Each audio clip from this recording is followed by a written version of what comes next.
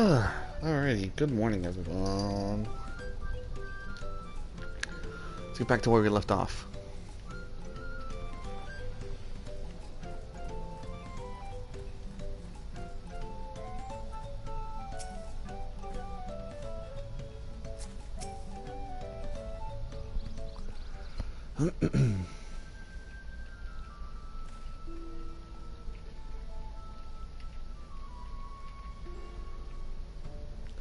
Something I can do for you? We've come to bargain. I need one of your special taming saddles to catch a wild alpaca. A saddle, is it? And how will you be paying for it? With this basket of fine alpaca wool.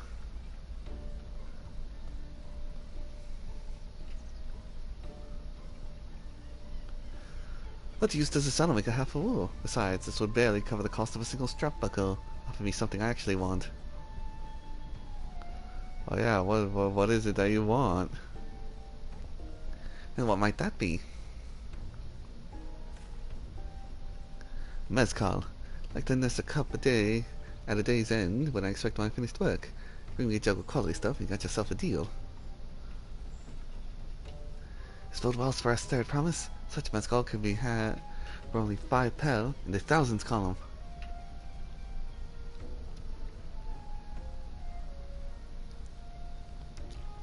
Hold on. Did you say third promise? Then my offer has changed. The saddle's going to cost you a jug of premium mezcal, aged 3 years at least. Oh, no you don't.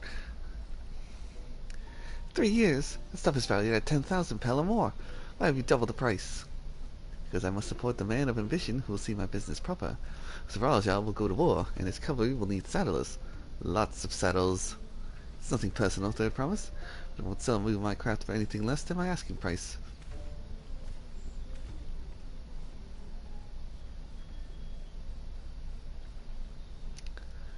No, oh no.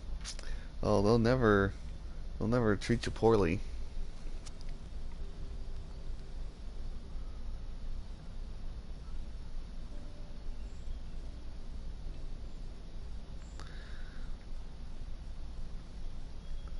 Can't say that I blame him. I'm known for championing peace, and peace is unlikely to bring in more customers. Those of our grandparents' generation remember the dark days when the clans were at war. Many of those Pelu pray for your victory, Uklama. The younger ones, though, to them, strife and bloodshed are as children's stories.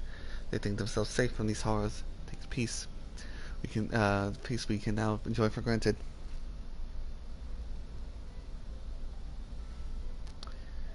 And ban.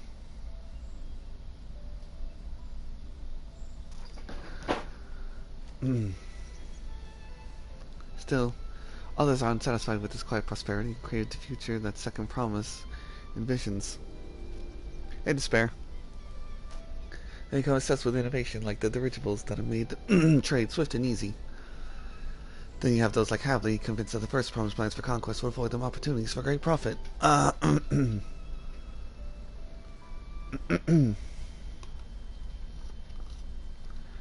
Jesus. I've only just started and I got people like, ugh, I can help you grow your community. I don't need help grow my community.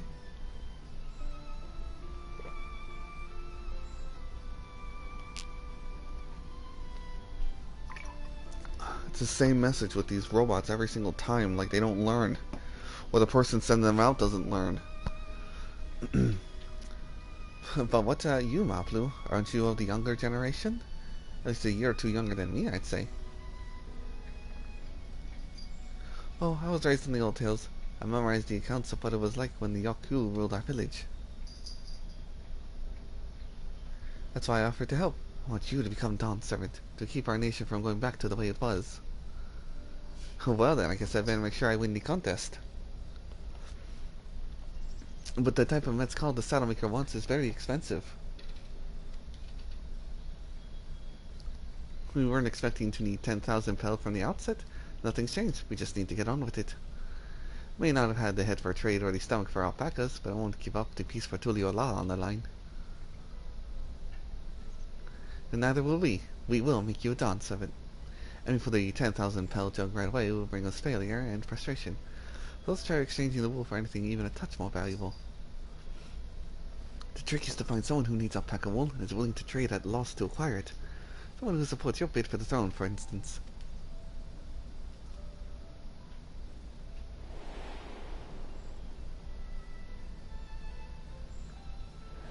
Didn't the guy just buy a bunch of wool? Of course, the Weaver! Bolnock was his name, I believe. When I was right to say he agreed with my vision, and he was here to buy wool. We remember what direction he was going, but for now, let's head back to the road where we first met him.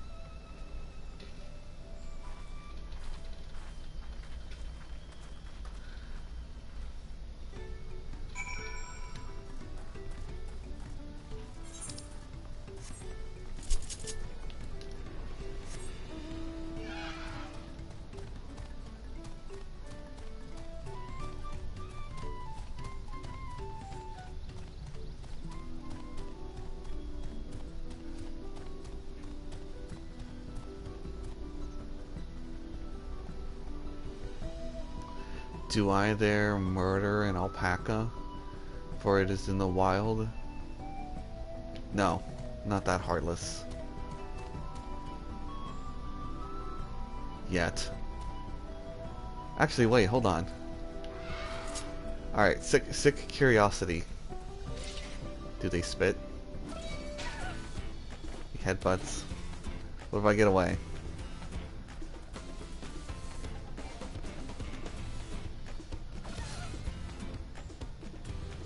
Oh yeah, they do spit. Ew. Alright, I'm running away.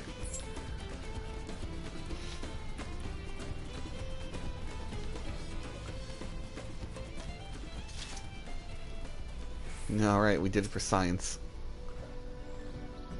This is the spot. After Bone knocked up to us, he walks off to the south. He's probably going to Ikubo's Inn.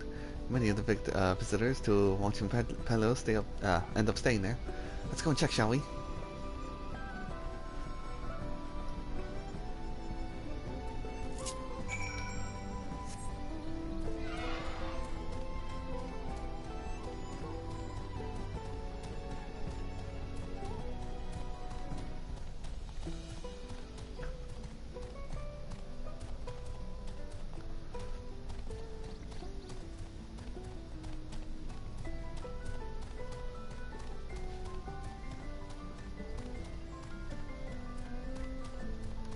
Uh-oh. I know you.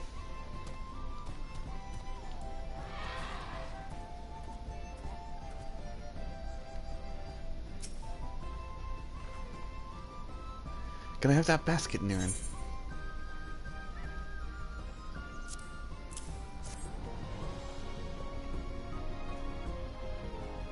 Thanks. Now let's see if I can turn a profit.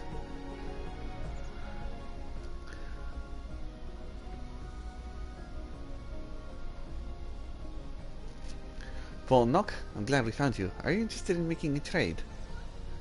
I promise you wish to do business with me? Might I ask what this is all about?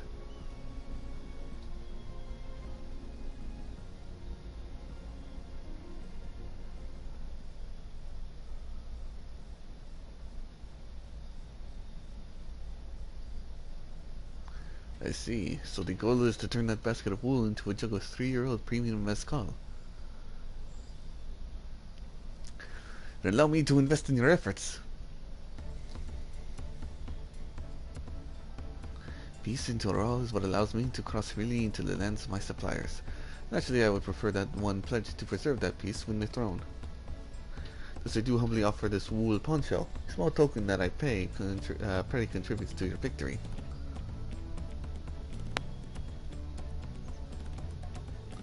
Oh, that's fine craftsmanship. A garment like that would easily fetch 5 pel in the hundreds column. That's very generous, Bolnock. Thank you. I also won't let you down. I have every faith in you, Sir Promise. May fortune bless your future dealings. I'll be right back.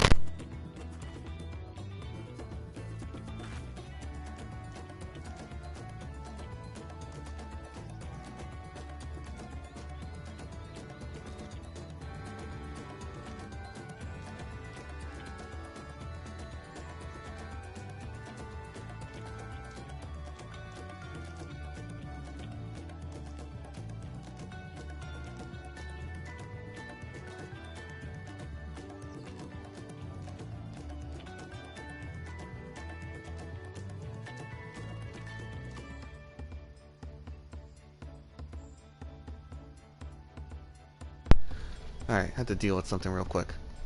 I can't believe you quintupled your investment on your first deal. We're off to a spectacular start. Only because Neil remembered our weaver friend. All I did was hand over the wool. That's not true. The connections you build with people are vital. This is one of the most fundamental precepts of trading, one of which you've instinctively mastered. You think so? I know so. Now let's take our 500 pel poncho and trade it for something even more valuable. Here, Mary, you take the poncho. If I lost it somehow, Aaronville will never let me hear the end of it.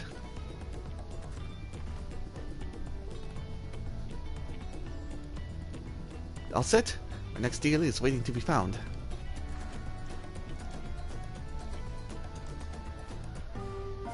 Excellent trade. Success. You traded a 100 pel basket of alpaca wool for 500 pel wool poncho.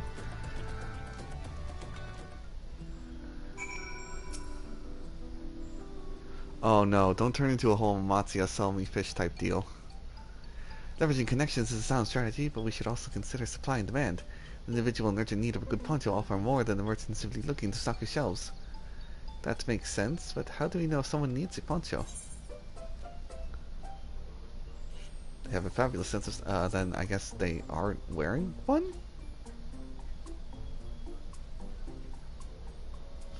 That's the obvious answer, isn't it? We look for a person without a poncho and hope they're eager to buy ours. Yes, there you go. We find the demand for our supply.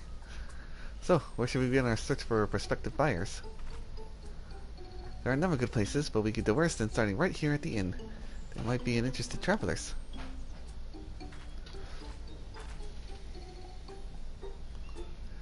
Well, who here needs a poncho? A lot of Mamuja hardly wear anything to begin with. They're probably lance guard or sellswords. Mamuja, who soldier for the living, prefer not to wear much above the waist and have restive movements. So, even if they have bared shoulders, Mamuja carrying arms can be struck up the list.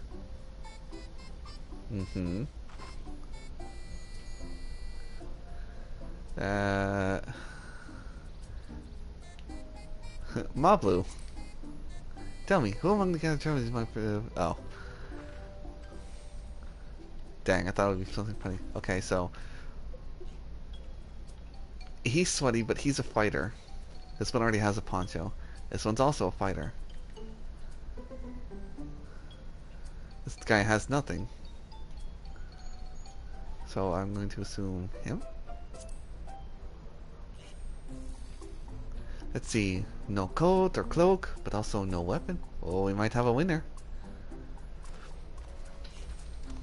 Oh, friend. You're not the mercenary by trade, right? I was curious about your bold choice of dress, or lack thereof. Oh, there was no choice of mine, believe me. I was attacked by beasts on the way here, and I barely escaped with my scales intact. My coat was not so lucky. I'm actually a toolmaker from Tuliolal, and was dressed quite smartly, all the better to show the Pelu I am a man who takes pride in his appearance, and therefore his work as well. But now, look at me. Well, sir, this is your lucky day.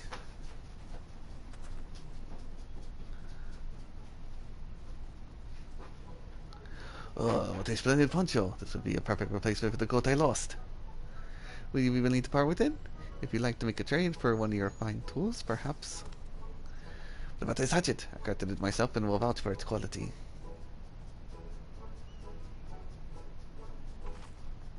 They look sharp, half well made. I value it at 1 pel in the thousands column. Oh, from 500 to 1,000? We have a deal. Wonderful, such a fine garment shall put me on the even footing with any Pelu merchant. Like the eponymous owner of Miplu's made garden for one. Their field hands use hatchets to harvest the meat, and I thought I'd impress them with the tool I just sold you. No matter, I have otherwise to sell. Glad I've met you. Did you hear that? We already found our next buyer. To Miplu's made garden we go. Yes, but that's a fair distance on foot. We should take the alpacas. The ones will be the calm type, right? I guess so.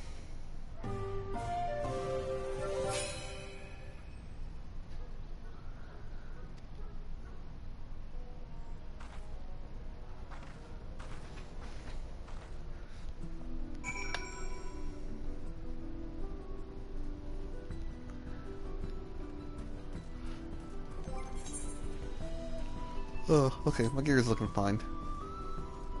It's been a while since I checked it. Well done recognizing that toolmaker as a potential customer. If you mind to change professions, you make an excellent merchant.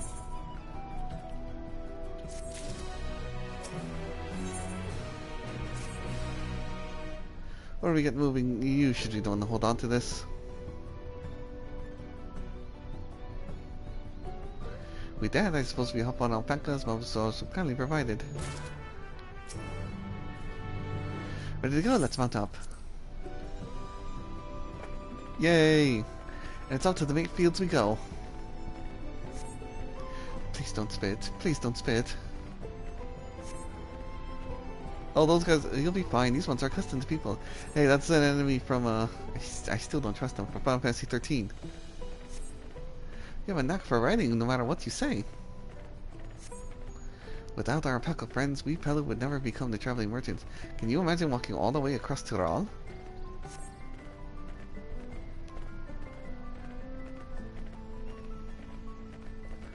I swear that mountain is too tall to be real. Work course some more. Forbidding sight is one I've never appreciated up close.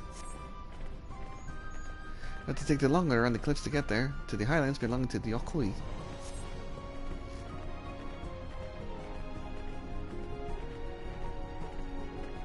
So, Nablu, you said you were learning about the peddler profession. You don't care for ranch work? No, I love it. I love working with the alpacas. But becoming a peddler has always been a dream of mine. I'm not sure I have the talent for it. If I can help you buy the taming saddle though, then it'll be proof that I can do this after all. In that case, you best get ready to be a merchant. Look, we're almost there. Oh yeah, yellow cactuars.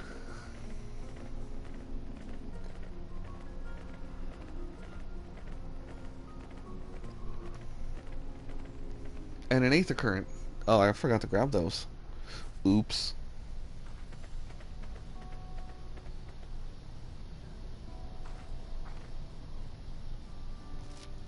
Oh, we made it without a single smelly incident. I sent the alpacas back to Kluvo's inn, so we'll walk along the main road when we return to the village. Speaking of roads travel, you were adopted by the Dawn Servant, weren't you, third promise? That I was.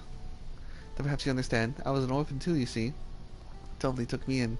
You took in all the ranch hands, actually. All of them? Yes, and everyone works hard at their chores, grateful for the opportunity to repay the head ledger's generosity. Yet here I am, the only one wanting to go off and be a merchant.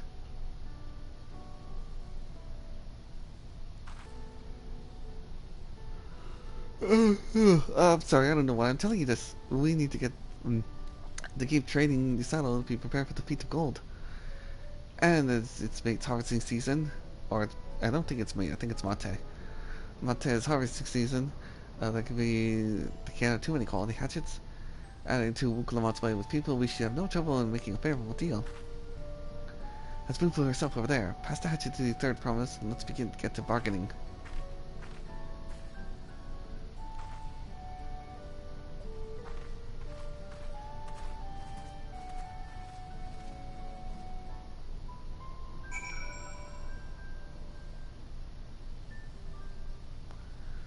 Alright, first things first though. Where is it? There it is.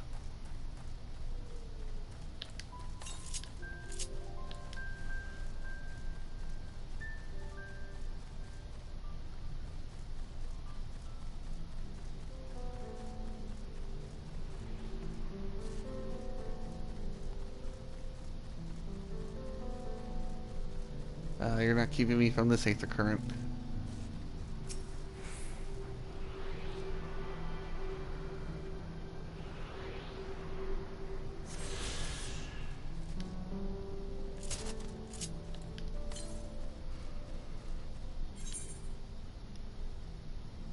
So somewhere around here.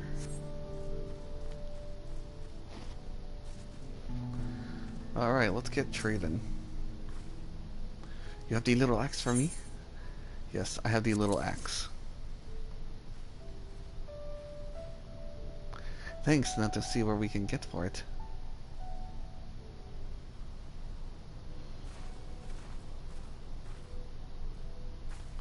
You're Miplu, the owner of these fields? I'd be minded to trade if you're interested. Well, well, they said promise. Might be convinced to entertain a proposal. What do you have to offer? These hatchet, forged by a seasoned artisan that raises the edge of this exceptional tool will make light work of your crops. The quality is acceptable, I suppose. Offer you a large sack of mate leaves in exchange. That's our value at £1. That's condom, same price as the hatchet. The deal would bring us no closer than Metzcal. Well, I mean, Mr. Miller, it's harvest season, is it not? Does the demand for hatchets afford them at a higher value? It is indeed the season, which is why I procured an ample bunch of tools well in advance. We missed the window for demand. If that's the case, we'll have to fall back on connections. Think of it this way. A generous deal here will put you in the third promise's good graces. Surely that's worthy of consideration. I do not wish to give offense, but I must tell you that I stand with the second promise.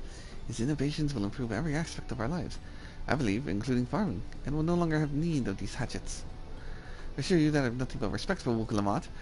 That is why I am prepared to purchase the spare hatchet at a fair price. I suppose it is fair, given your reasons, but we ourselves would be no better off for the transaction.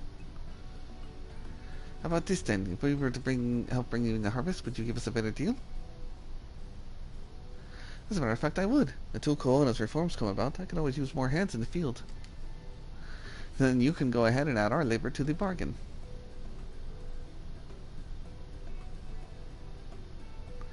Add value to tip the scales. How can I forget one of the most basic rules of trading?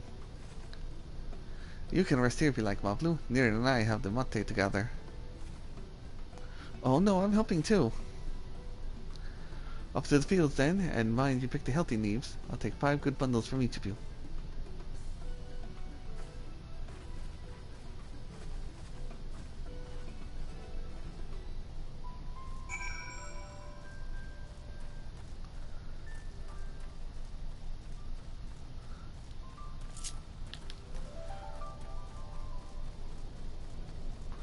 At least I'm not collecting scrapes.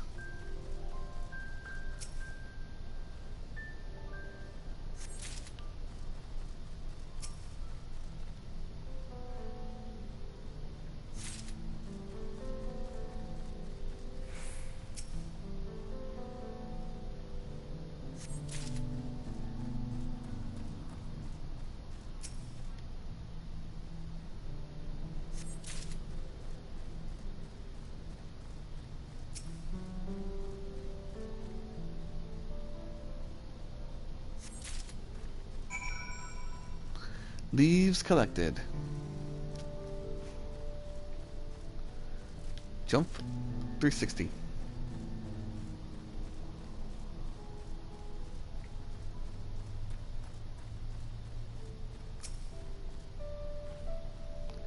You brought me some leaves then?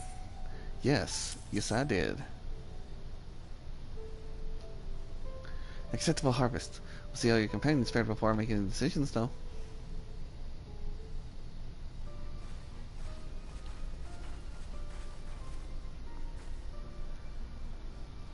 Here, we brought our share as well.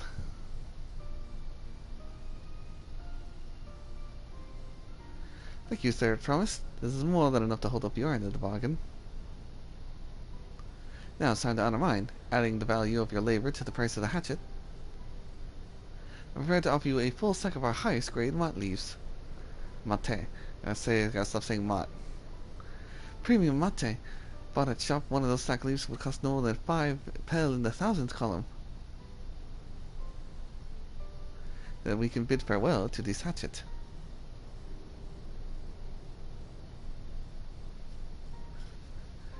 I'll give it a good home. Talking the contest aside, I'm glad we could come to a mutually agreeable trade. As am I. All the best with the rest of your harvest.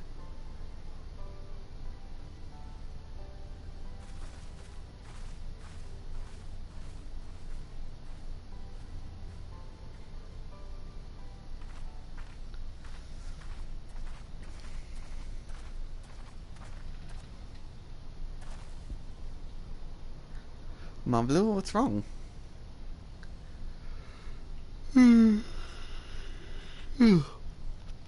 It's as I was saying before, even after everything Tovli's done for me, I'm planning to abandon it all and become a merchant. But then I needed your help going after, help after forgetting the basic rule of trade.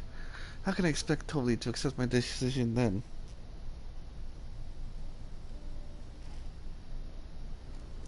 Who, the Pelus?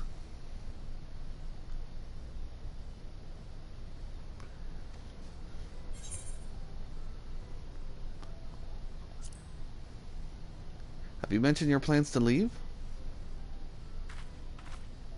Not exactly. I want to prove I could succeed as a pillar before I declared my intentions.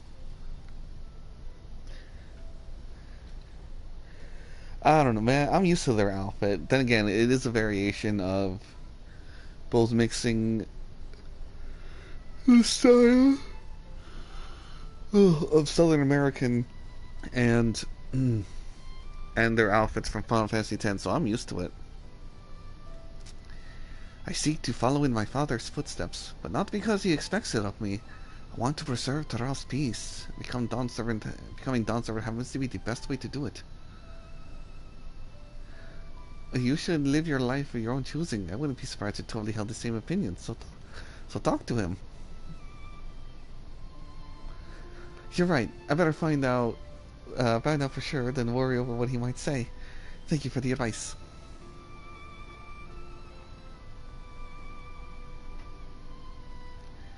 But first we have a saddle to buy. I want to stress under my belt so I can be sure of my decision. What's next then? We try to trade our leaves for something halfway to 10,000 pel? No, I think we're close enough now. I say we go straight for the premium mezcal. Bargain our way into double the value, eh? Think you can do it? Trust me, I will make this trade work. I admire you, Fair Promise. That you're holding your own against such strong competition for the throne is inspiring. Ugh, am I really holding my own against Koona and Zaralja?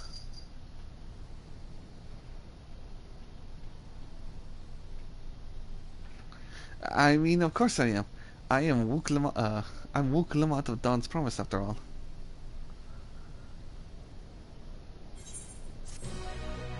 I can suss that doubt.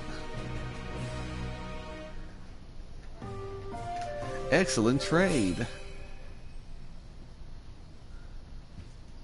This is how the Mafia works, right?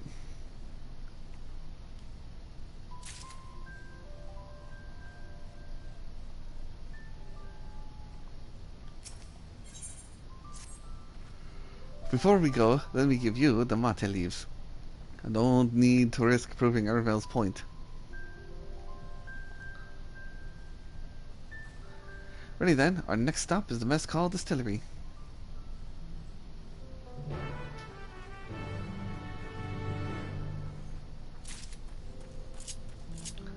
And I will ride my Mountain Dew bird.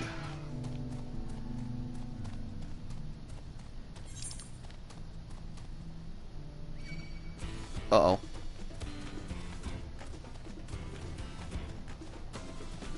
Oh god, he's chasing me threateningly. I'm not walking all the way back.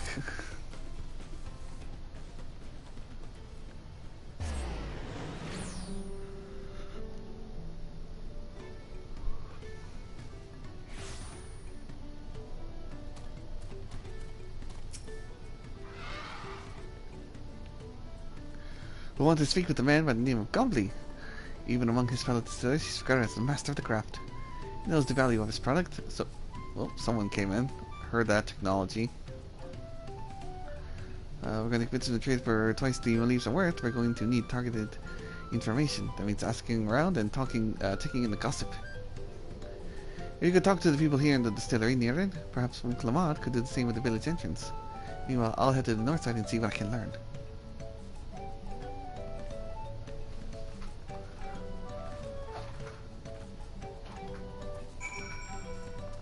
Bibilja. Me? I'm a chef of Tuliolol. I often come here to buy Gozi Mezcal, the finest in Torral, according to my customers. He always brings out the jug during our dealings. I can't handle the stuff too well myself. I take small steps, not wanting to be impolite, you understand? But, still in the end, I'm so adult as to agree to whatever price he quotes me. Be nice to have less, potent refreshments during such conversations, as I might have seriously reconsider our arrangement.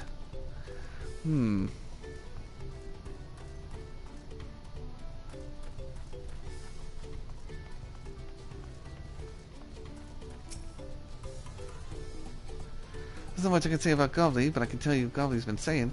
The other day was one of our monsters prowling around the Gobley jaws. This field were to gather ingredients for the mess call. The president's made it harder to procure said ingredients, and thus driven up the price of his product. A boon, some might argue, but it's hard to celebrate when it affects the work as it does. Can't really bring joy to people if you can't keep making the things they love.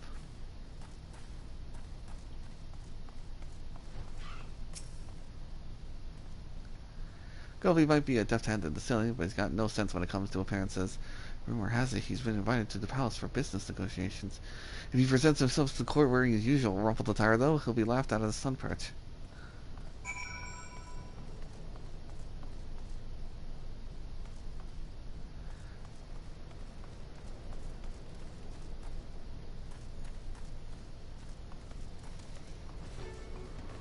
Whoa! Whoa! What bike is that? I don't want to know. That's a spoiler. A lot of people are showing up. Is there a hunt in the area? Jane Shark.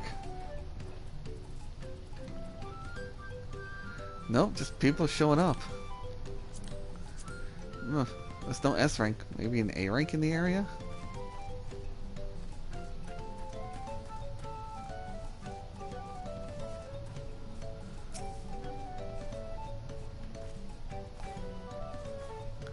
So, what did you find out?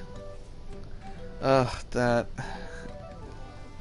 Oh, we can make use of all those tidbits. The deal is good as sealed. As for me, I found out where Govley is working. There's a millstone at the top of this slope behind the distillery. Go ahead and I'll bring Mukulamat.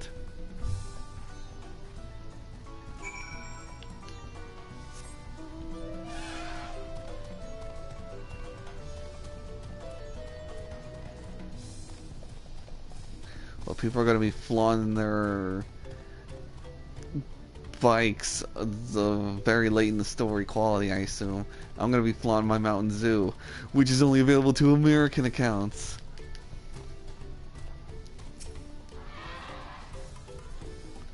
You have business with me, sir? Why we don't talk down? Why don't we talk down below? It's best not to distract the alpaca from his work.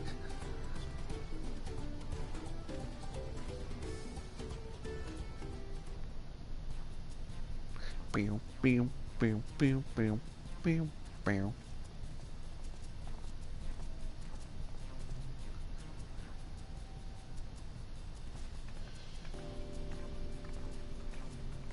Okay, yeah, there is something up with his outfit. It's much more faded than everyone else's. Now, what's this about? Keep it brief if you would. I'm a busy man. We're in the market for a 3-year-old jug of premium mezcal. Assuming you have any on hand, that is. Ah, an excellent choice, but must warn you though, it doesn't come cheap. We don't have the bell, but we can offer a stack of mate leaves in exchange. It's top-grade stuff, like the mezcal. No deal. Mate leaves are well and good, but I don't have any use for them.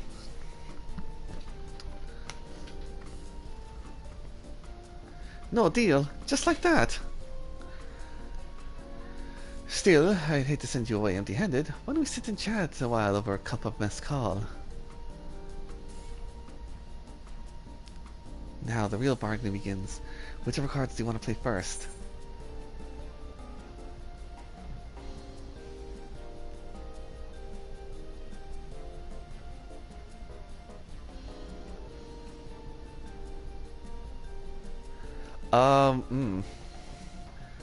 So he wants to talk to us over a cup.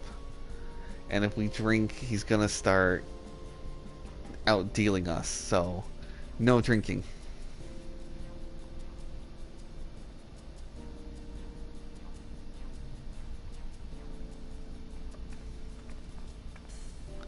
I appreciate your hospitality, but I'm afraid I can't hold my drink. I've heard one of your regular customers, a Hopi Gold Chef, is the same. Saying as not everyone can enjoy mezcal, I was wondering if you might benefit from having other refreshments to offer. Something like mate tea, for instance. And brewed from the finest leaves, of course. You're right, absolutely right. I had noticed a growing reluctance on the part of my hobby friend, but I did not realize myself was to blame. I must endeavor to be a better host. Still, even with the added value in mind, no sack of leaves is worth the mescal you're after.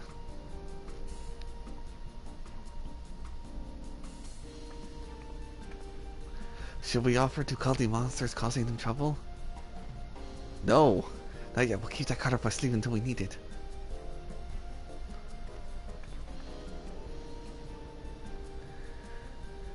As I expect you're aware, the rite of succession is currently taking place. That's why the third promise has graced us with their presence. The contest is decided, the subsequent ascension ceremony and the banquet will be a most prestigious affair. If your mescal would be served there, it would bring your distillery immeasurable fame. Wait, could it be that the rumored invitation to the palace to discuss that very possibility? As a matter of fact, yes, I must admit. I'm still reeling from the abruptness of it all. It'd be a great honor and opportunity if I can secure a deal. Well, I should think your exceptional mescal would speak for itself. That said, there's no such thing as being too prepared. Your first impressions last. You'll be wanting to wear your very best when you walk into the Volokshusna. It would be such a shame to miss the chance of a lifetime simply for want of proper garments.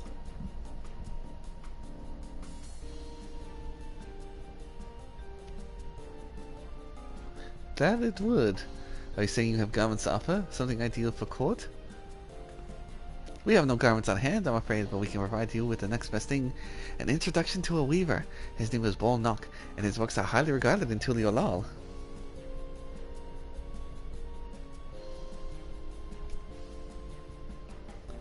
As a supporter of Wunklamot and keen observer of palace politics, he will doubtless be happy to guide you in the selection of an outfit to fit this golden occasion. That is certainly a tempting proposal, of which I should like to take full advantage. But the scales still aren't quite balancing.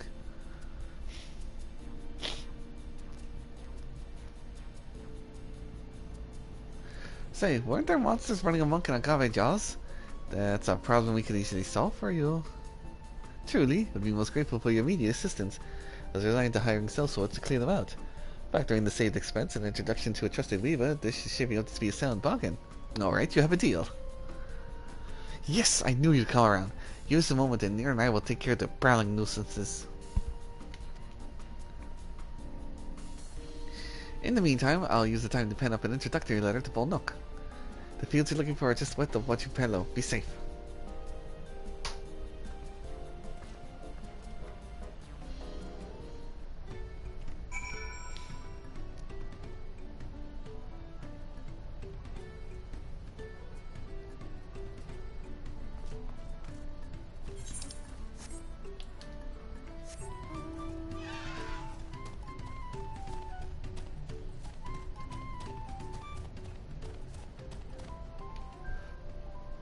Alright, I didn't even think that was possible.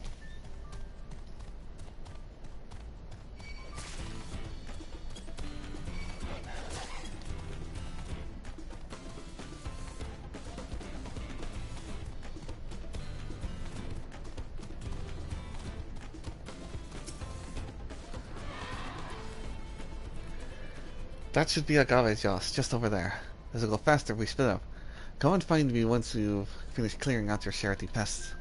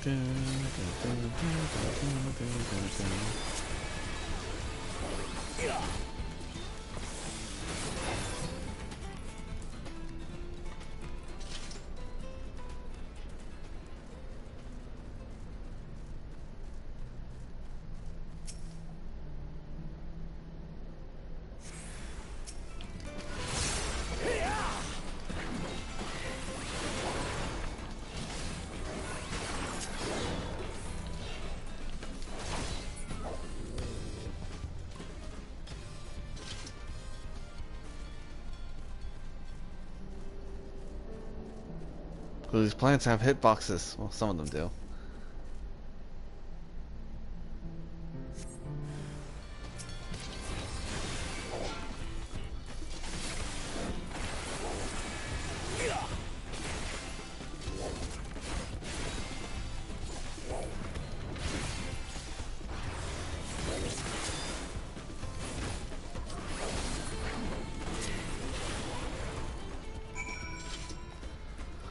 Local hostile wildlife defeated.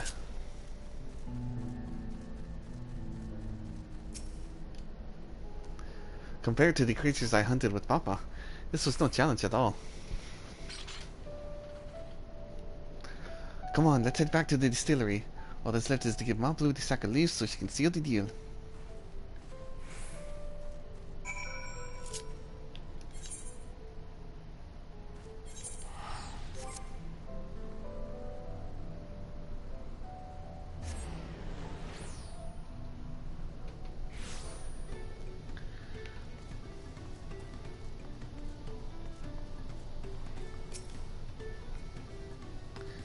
Those monsters were no trouble for you, it seems. Now, we can just have the sack of leaves.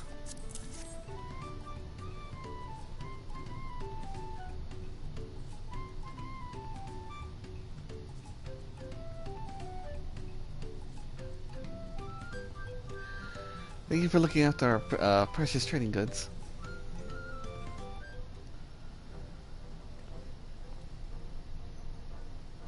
Your monster problem has been solved, Master Gobley. Here are the mate leaves and a written introduction to Bold Milk as agreed.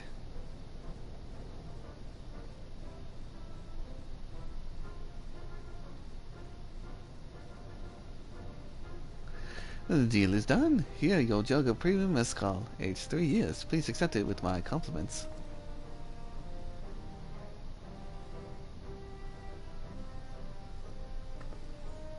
Yes, we finally had the mezcal. Great work, especially you, Mablu. You were the one that inspired me to come this far, I promise. But let's not celebrate until we have the saddle in hand. Mablu, is it? You have a hard bargain, young peddler. Look forward to doing business with you in the future.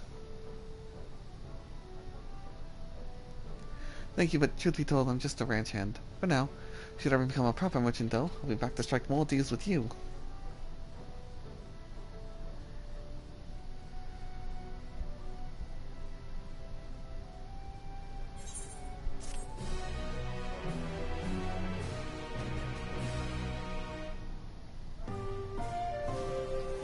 Excellent trade.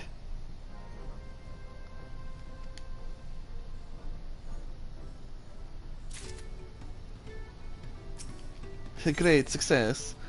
Oh boy, ice blue, raptor blue, cactor green, and money.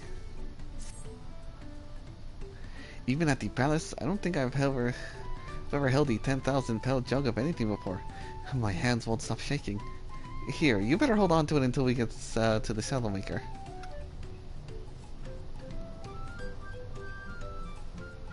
Can you imagine if we dropped it and we all had to start all over again?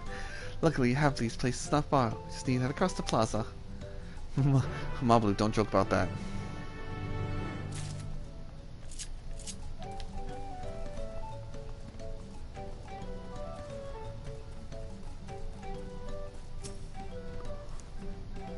This is it. The trade we've been working towards.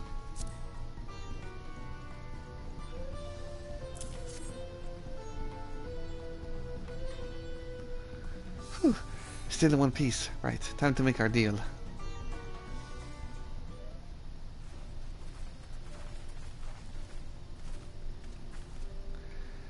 Get your tools ready, saddler. We brought you your precious mezcal.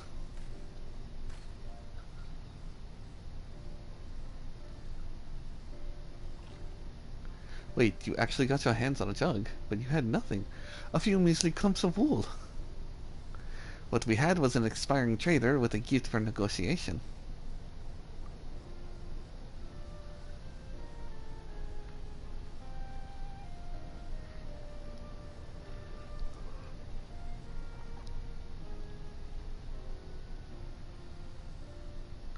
Although I'd sooner aid no claimant but Zoralja, I cannot go against the guiding principles of the Pelu Pelu.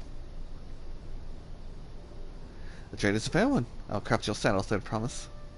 Great. Stay and wait if you like. I have all the requisite materials, so this won't take long.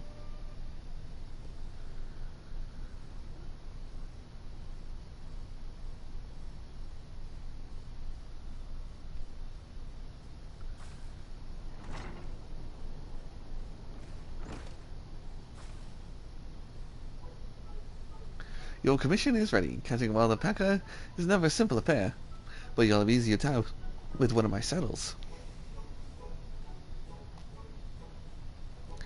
Now, if you don't mind, I have a little work that needs finishing. Oh, I can taste that smooth mezcal already.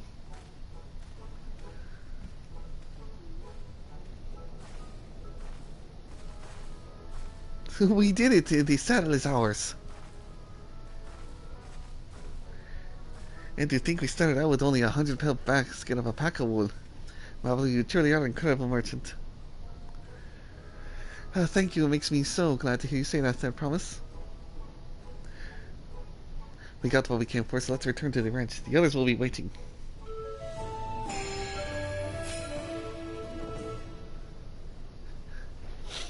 We did it. We're a level 100 Mafia boss.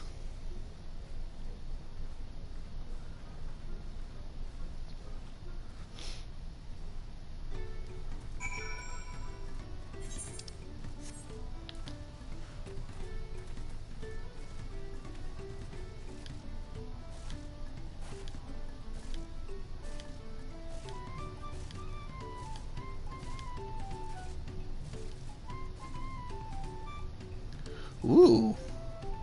Ooh. What are those? What are those? Augmented Lunar Envoy's Saber Fangs. Oh. Oh yeah, you know, I kind of forgot that these guys were here.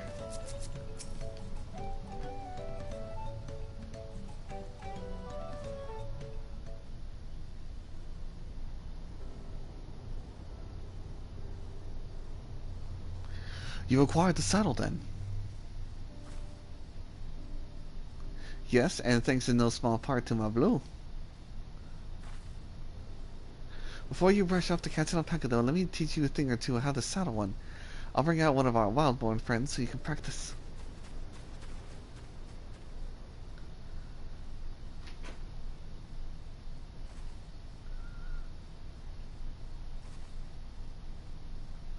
I know, this is something I need to learn.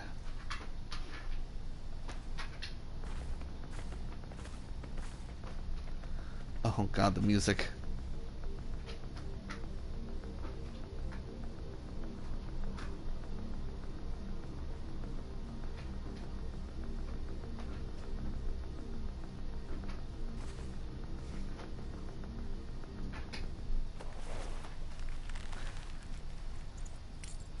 No, she did it. Great sunken gods, I did it.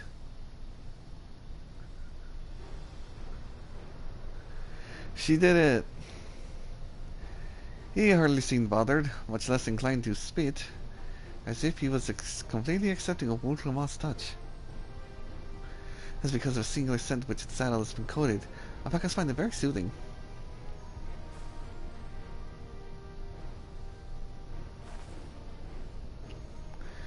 You know, I've never taken a good look at one of you before, but you're actually kind of cute.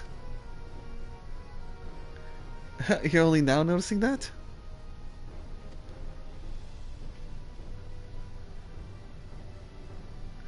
Sorolsha, he's back.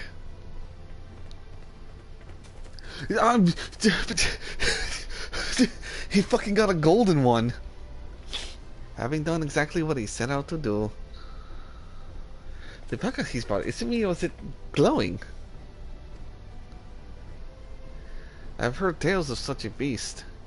They say a golden alpaca lives a solitary existence deep in the valley, where it shuns the company of both man and its own kind.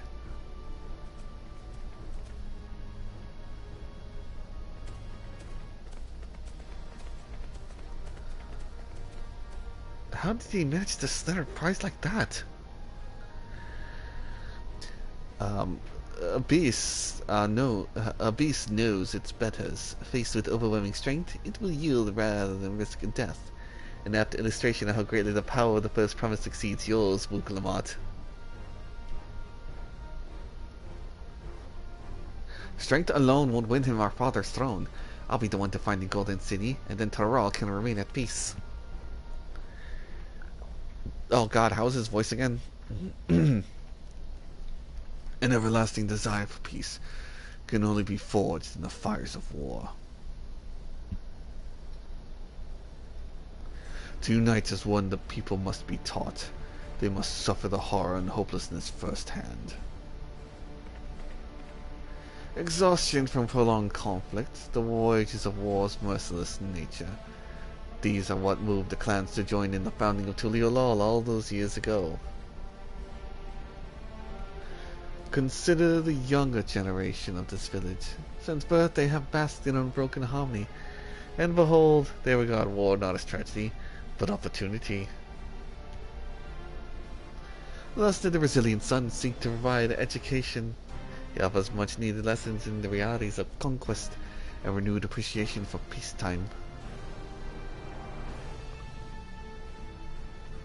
'Tis true that war's misery brings a need for longing of peace.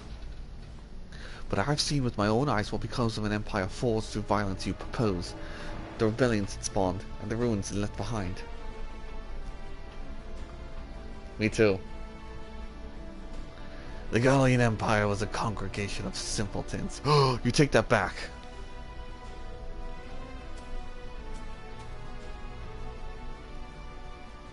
The oppressed fought back against their oppressors, as well they should.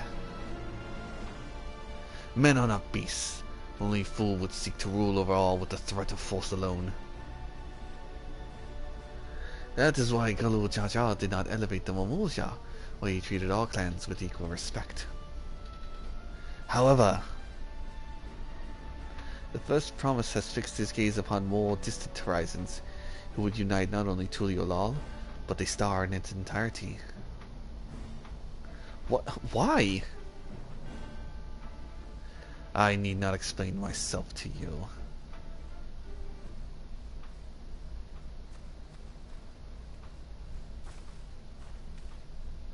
Oh, well done indeed. The first promise has completed the feat of gold with appropriately golden flourish. May I present to you your much-deserved keystone.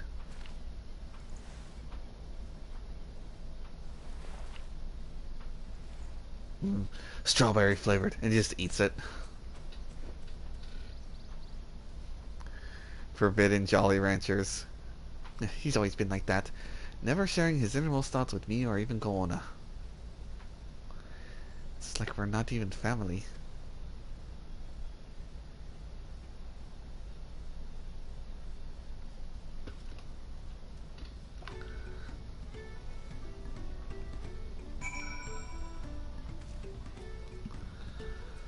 Well, still, you need to catch your own alpaca. Golden alpaca. That's another gil sink mount. That's probably worth like 70 million gil or some stuff.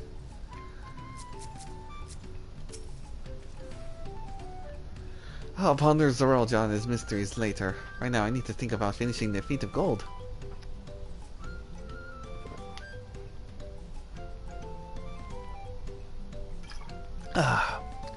I have my saddle and I practice how to use it, so lead on to where the wild alpacas roam.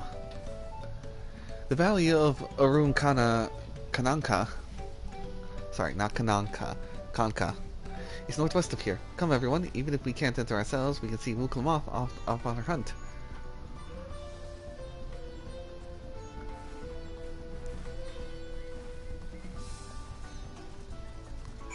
This motherfucker fucking win and brought a golden one.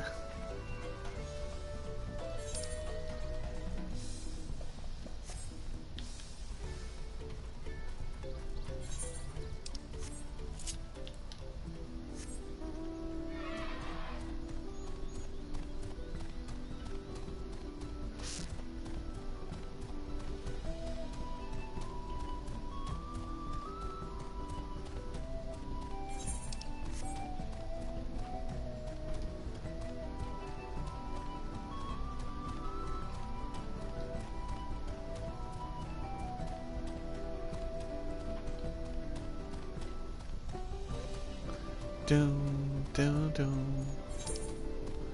Oh wow, it's a place I actually can't enter.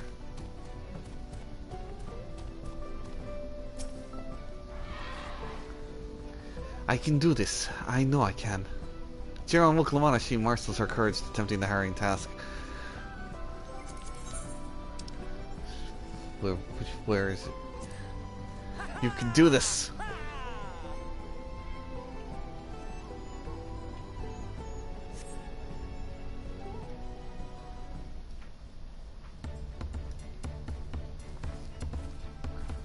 Good luck there, Promise! Oh god, her voice is squeaky. Thanks. I'll need it. Truth be told, still not sure about alpacas. I'd rather not go near one if I can help it. But if I'm to rule this nation, then I'll need to learn how to live with them. Tural is their home too. Right. I'm off.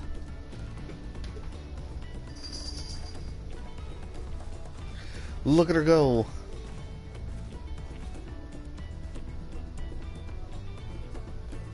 So, shall we head back to the ranch, or...? I'm staying here. As will I. Wuklamart is alone in this. The least we can do is stand watch and await her return.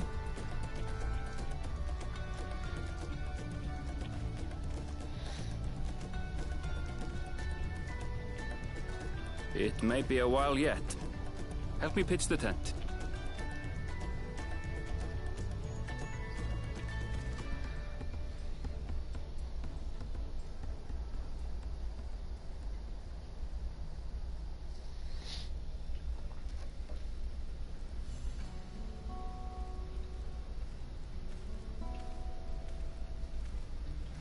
Trust a gleaner to come prepared for anything. What's a gleaner?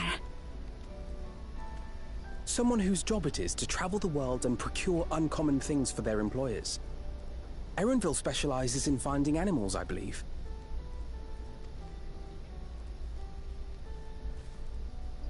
But aren't you a Shaitana from Shaktural?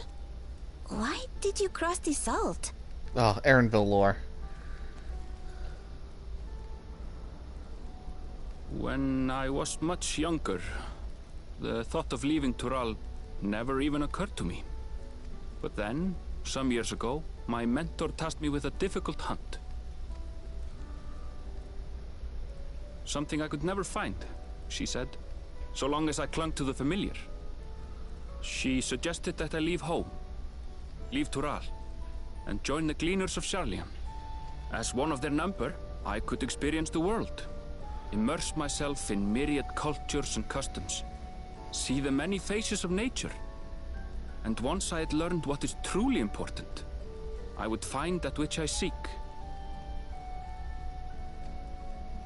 My younger self took those words to heart, and off I went to become a gleaner. Her words alone moved you to leave behind everything you'd ever known? You must have great respect for your mentor. As it happens, gleaner work was much to my liking, and I all but forgot why I had pursued it in the first place. Yet, events conspired to put me back on the trail I'd abandoned. Wait, are you saying you were tasked with finding this city of gold? I was. And though my hunt is now entangled with the right of succession, I mean to see it through. Well then, I understand completely. We all have our reasons for seeking the Golden City. Which is all the more reason for us to work together. Just so.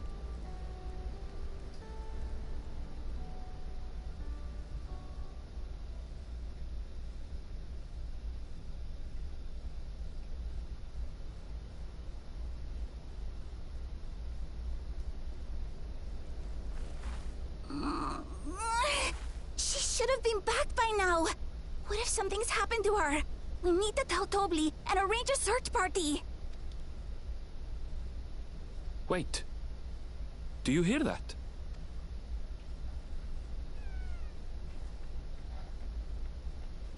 She's back.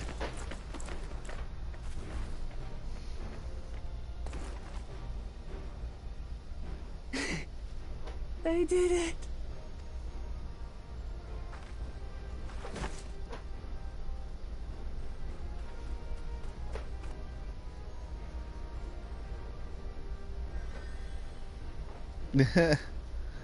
Wonder what happened. Utterly spent. And small wonder.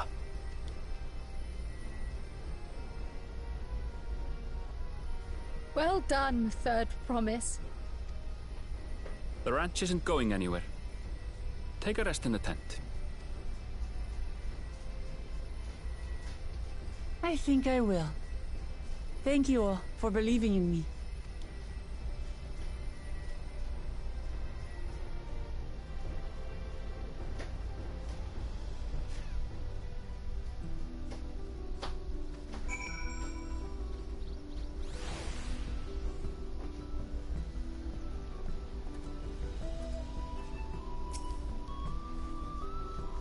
I'm so relieved the third promise came back to us safely, and the alpaca she tamed is a healthy-looking beast. Surely this will be enough to satisfy the feat of gold.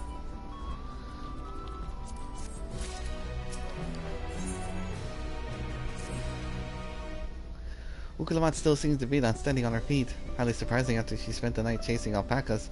You know, a month away fatigue like magic? Like magic though? Mate tea. I'll run to the ranch to get a pot brewing. That way you can take your time and the tea will be ready when you arrive.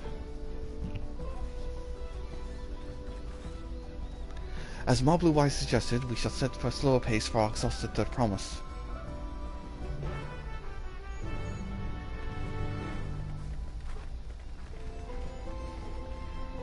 Yeah... Oh. Yeah, I'm still teleporting. I'm lazy.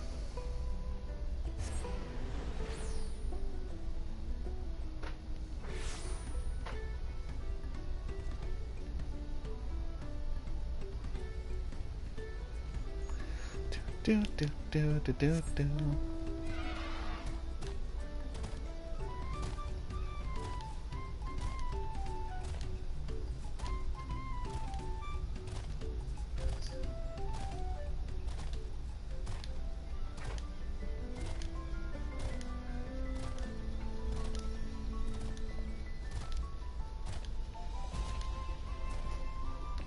They are up there. I have been jumping in the wrong direction.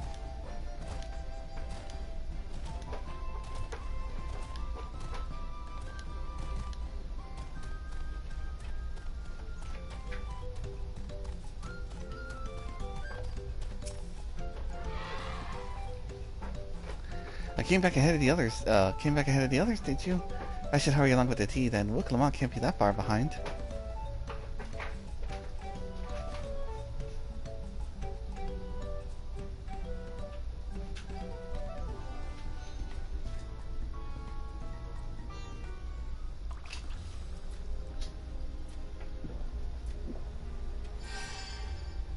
Refreshing tea. Oh, that tea really is magical. I feel better already. I see you become more comfortable around our fuzzy friends. Watching this one taught me a lot about alpacas. What grasses and fruits they eat, what sounds they react to, their adorable little quirks. I guess I've grown kind of fond of them.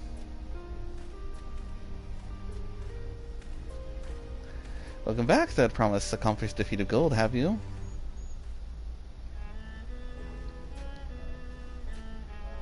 Yes, this is no mistake. There is no mistaking a valley alpaca.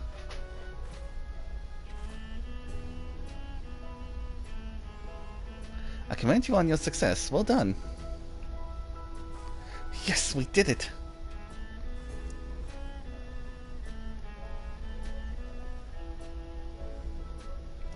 Although I couldn't find the shiny one like Saralja did, he probably used an action replay. I'd be surprised if you had. Golden alpacas are born but once every few decades. They're elusive, solitary creatures that are rarely seen, much less captured thanks to their innate physical strength and magical gifts. Only a single other person is known to have cobbled before, that being Galul Jaja himself. Papa was chasing alpacas too? So my grandfather's stories say.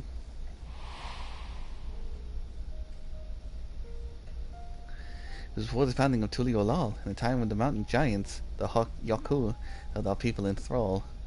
Compelled by their overlords, our forebears would ride their alpaca mounts to the highlands to deliver gifts of food and other tributes. Those were wretched days to hear grandfather tell it. But along came young Galul Jaja, yet unburdened by the mantle of Dawn Servant. I got a phone call. I'll be right back.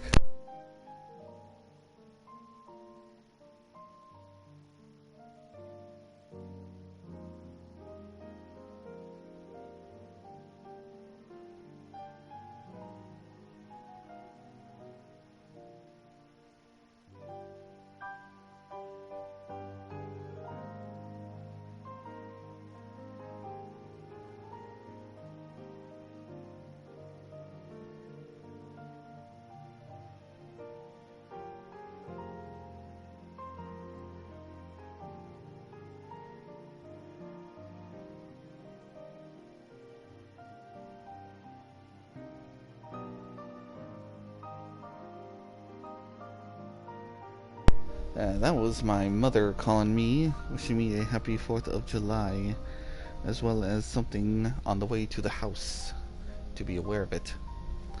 Our people was amazed by his imposing two-headed figure, equal to the Yokui in stature, and puzzled by his entourage of mismatched companions.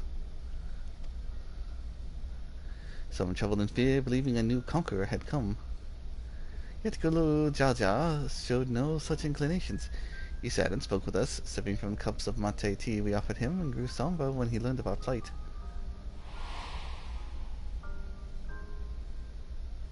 None could have anticipated what the visitor decided to do next. Galul Jaja ascended the cliffs to face the giants and freed the Pilu for Yokui's subjugation. He then turned an apprising eye upon our riders and proposed we take to the road to peddle our beverages.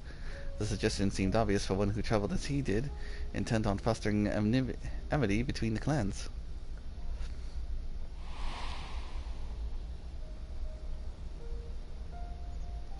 So it was with few words that Galul Jaja transformed us into a clan of itinerant merchants. I've never heard the bond from Papa forged with the Pilu spoken in that way before. These sagas not so detailed. Then you may not know that Galul Jaja sought a sure-footed guide for his trek up the highlands. Thus he did capture a golden alpaca. So both my brother and my father caught the rarest of creatures, while an ordinary one was the best I could manage. The feat required no more than that, I promise, and you brought back a perfectly wonderful beast. Mablu's right. You're a perfectly wonderful beast. If anyone's ordinary, it's me. Meh. What?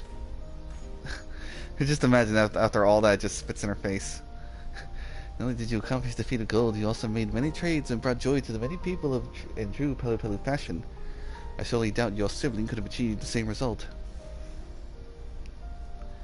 You should be proud of the accomplishment, which earned you your keystone. Another Jolly Rancher for you.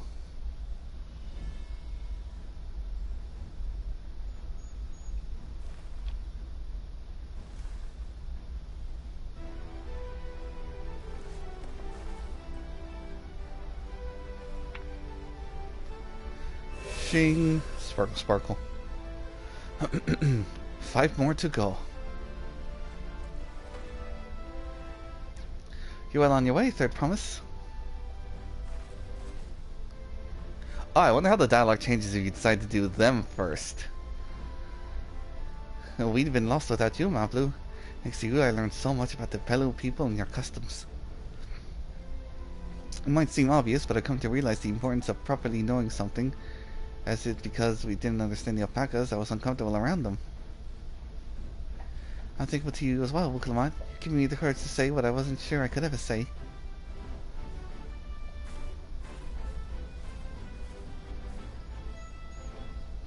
Tobli, I want to leave the ranch to become a merchant. I appreciate everything you've done for me, and I've loved every moment caring for the alpacas. But this is something I need to do. I need to walk my own path and make my own trades.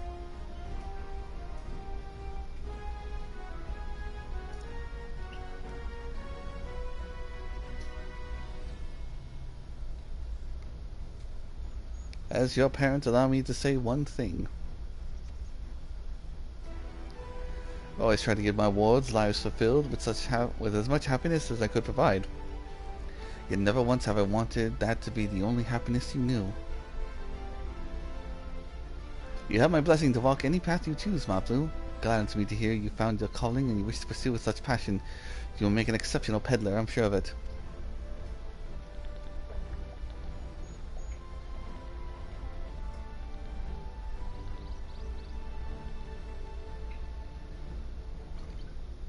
Thank you, Tobli. What did I tell you, Mablu? There's one last thing I can help you with, Third Promise. You need to find the Golden City, right? That's the end goal. Then I suggest that you talk to the Yakui.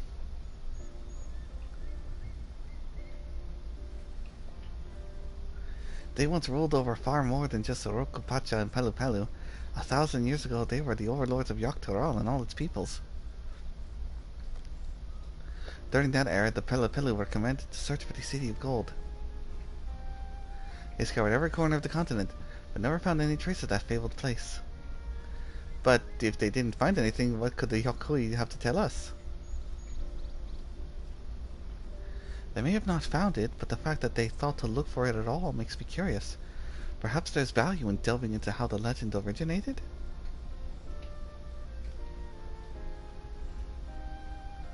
We lose nothing from asking the questions. Besides, if we are determined to follow the path of the saga, we'll be visiting the giants eventually.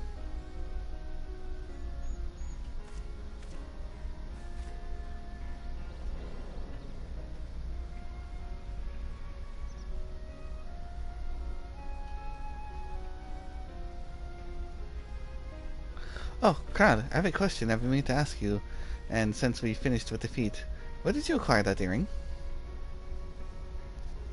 My earring? Do you recognize it? Yes, pieces like that first became fashionable in Yogg-Toroil around 20 years ago. Since then it's become common to wear one as a charm for safe travel.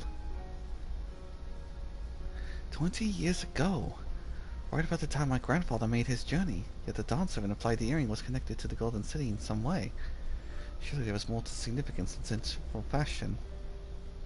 If you want to know how it first came to be crafted, I could try to find out. Seeing as a regular seller of many merchants, I'm curious to learn about it myself. I would appreciate you that very much, thank you. Jumping feet first into the peddler business, eh, Mablu?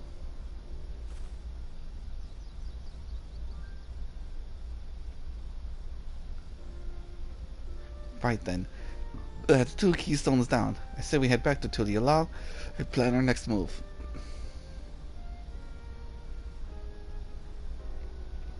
Farewell for now, and thanks for all your help. I will become Dawn's servant, so make sure you set aside your best mezcal for the occasion.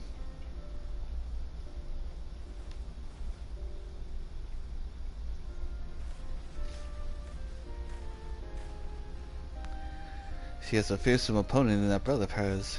You even brought a golden alpaca to heal. But you've heard Sir Olja's supporters talk. They might see an opportunity in his expansionist ambitions, but they find the man himself intimidating, terrifying even. As I've grown to love Wukalamot, everyone she meets will come to love her too, and that's why she'll win the throne. You might be right, Mablu. You might be right.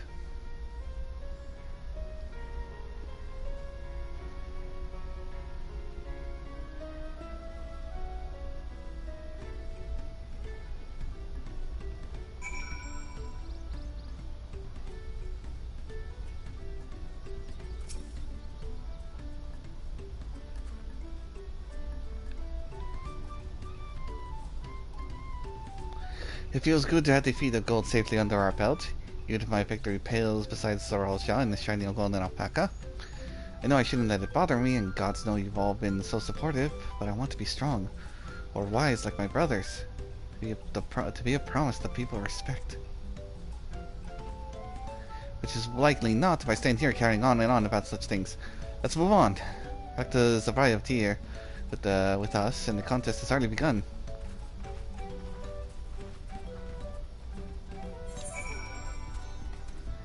Oh, and there's more thingamajigs. Wow, I cannot remember their name.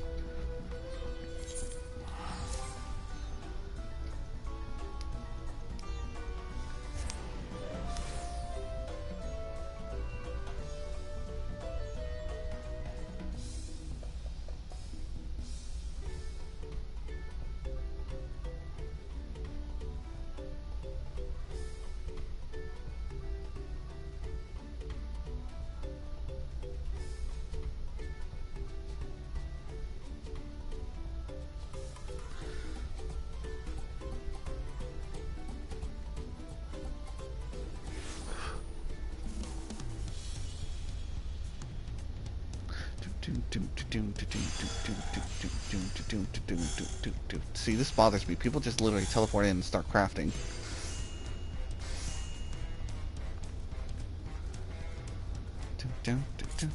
Alright, I'm ready for the frames drops. I gotta make it through the perfume department.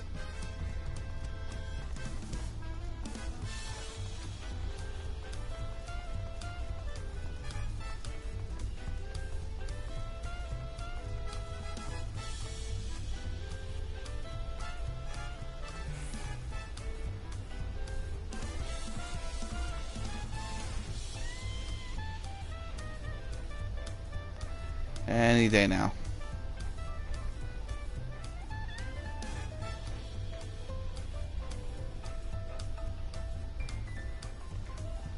There we go. As soon as I start walking away.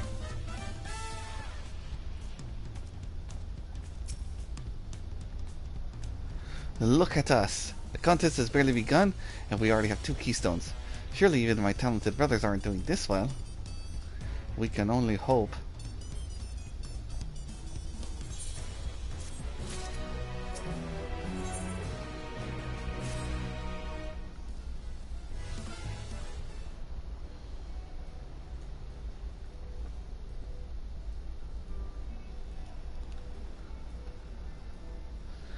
We've now won keystones for both the Feat of Reeds and the Feat of Gold. Surely that means our approach to the contest was the right one?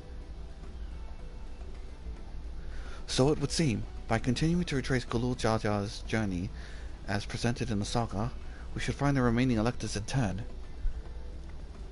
Then let's visit the Giants next. The crowd said the fact that they were searching for the Golden City might mean they know something useful. The home of Yakoi is in the upper reaches of Rokupacha. Unless you're keen on scaling the cliffs, we'll have to take the long way around to Kozamauka. This route will take us close to the Moblin village, which is another important location in the saga. Since we'll need all the keystones eventually, it makes sense to pay them a visit while we're passing through. So, we'll call on the Moblins first then. Let's head there right now. I'm afraid right now is going to be a problem.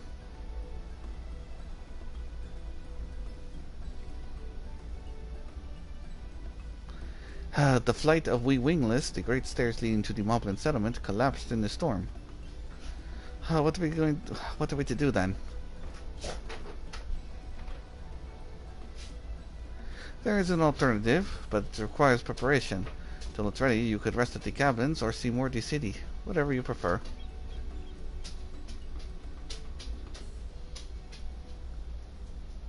Just to be sure, you'll accept any method of travel so long as it gets us to our destination? Of course, who do you take me for? Then as your guide, I will see to the arrangements. Well, it seems we have some free time on our hands. Let us make the most of it.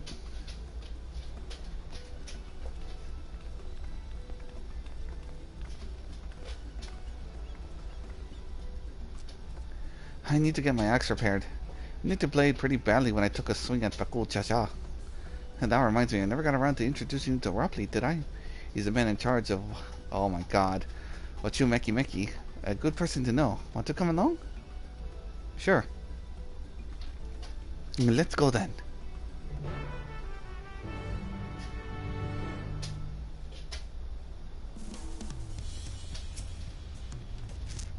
Ready? The markets of Wachumeki are to the east on the other side of the Bayside Bevy. Google Maps not following me.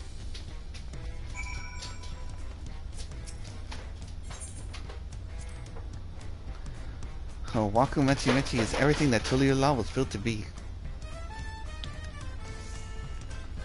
Oh, the perfume department. So many people.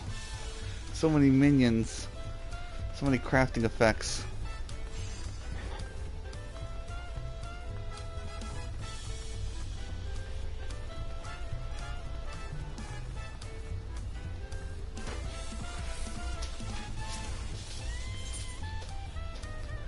Discuss Auntie's Tacos. This is Auntie's Tacos, named for its owner here, the lovely Tisol. Here are the best tacos in Tuliula. This place sits at the top with Zabayo deer. You say that, third promise, but you only ever eat at old Brookavoo's food. Come and buy mine for a change. Sorry, Tisol, it's been a while, hasn't it? I swear I'll stop her by once the contest is over.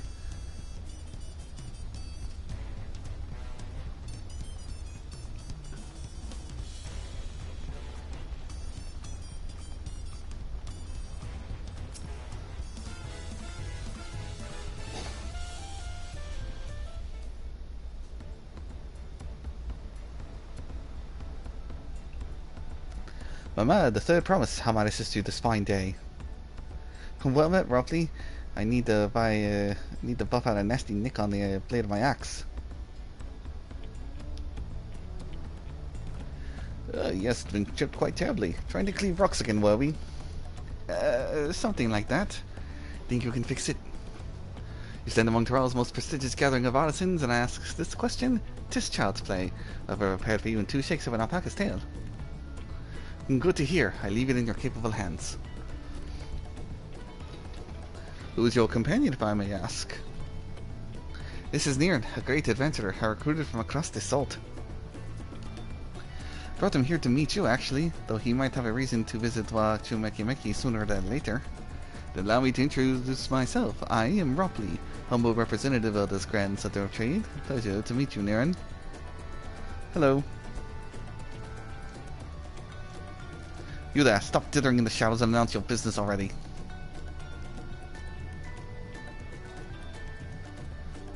Oh hey, it's that guy. I've seen that man somewhere before. Where have I seen it before? Oh, that's right. The boat.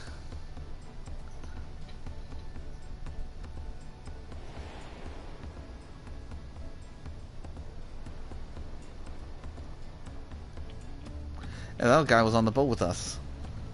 A jewelry maker you met on the voyage over. Oh, I remember. I spoke with him too. Von Jingting? Yes, that was his name. You've been loitering like a flighty admirer who can't pluck up the courage to confess his feelings. Oh, what then? Why are you here? That is to say... Oh, god damn it.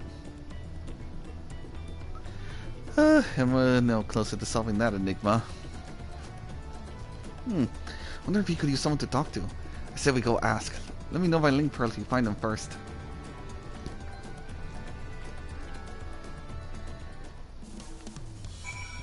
Oh man. No. Okay, it's not that bad. I don't have to run through the perfume department.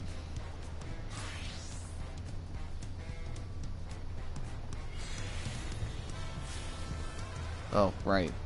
Since I'm no longer under the thumb of New Game Plus, I can freely check this now.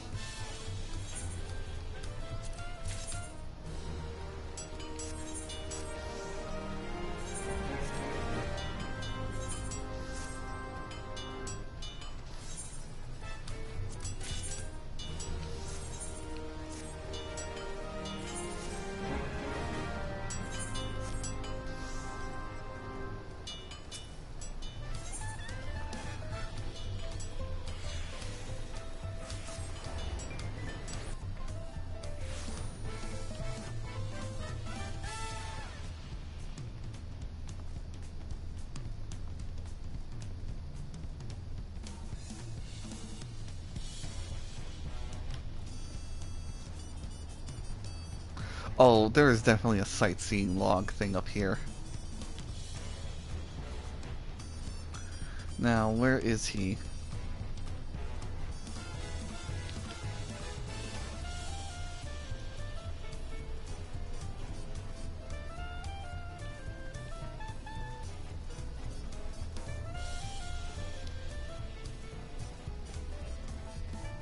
He's around here somewhere.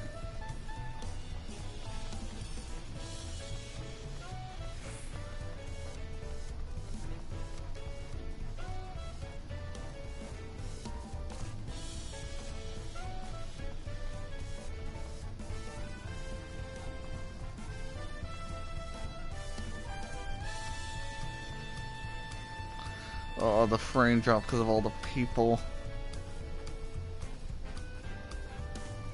Oh, this guy's gotta be around here somewhere.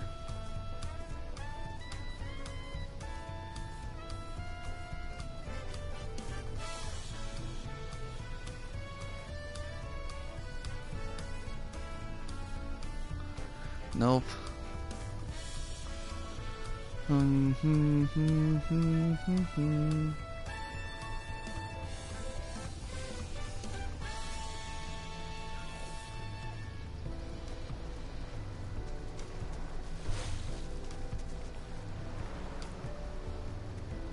You rude little snot.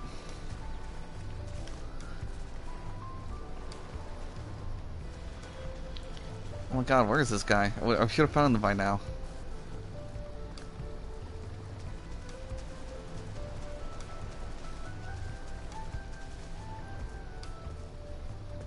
I'll check closer to here. Oh my god, it's a frog. Bad mistake, bad mistake. Where is this guy?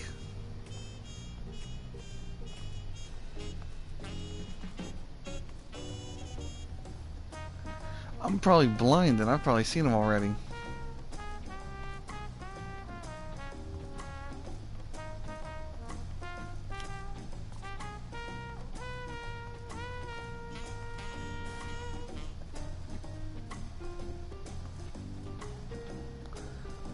I'm looking for a whole quest thing above his head.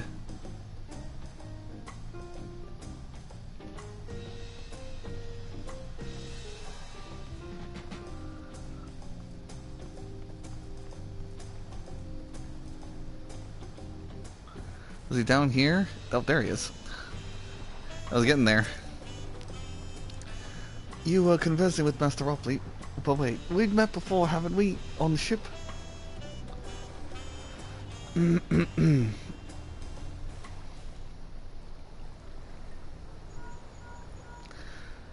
in, Wuklamot. Come in. I have found him. Oh, you found him? Good. I'll be right there. Why'd you run off like that? Do you have business with Ropley or not? Please, you needn't concern yourselves with my affairs. I am undeserving of such attention. Huh? What are you on about? I beg of you, do not ask me to explain. Do not. Sorry, but the more you tell me not to, the more curious I become. Besides, you look like you need a friend. You are too kind. So be it. I suppose I can share with you a morsel of my misery. Before I came to Tulialal, I worked as a goldsmith at the most prestigious jewellery maker in all of Ul'dah, S-Times Aesthetics. Oh, how I started off well enough, but as the days passed, everything began to go wrong. Compared to the masterpieces of my talented colleagues, my products were lacking. Mediocre. I lost all confidence. Crippling doubt had possessed me, and any veneer of bravado I tried to put forth soon cracked beneath its weight. Thus did I take ship, hoping to find fresh beginnings on new shores. As you witnessed, I lacked the courage to even approach the potential employer. You stand before a man wallowing in the wreckage of his ill-spent existence. Alright then. You offered a morsel and then served us a full course. You must have really wanted someone to hear your story. If you like, I could try to give you a few words of advice. Then you have the experience of with my predicament, of feeling terribly inadequate compared to your undeniably superior peers. Oh, boy howdy does she. Well, when you put it that way,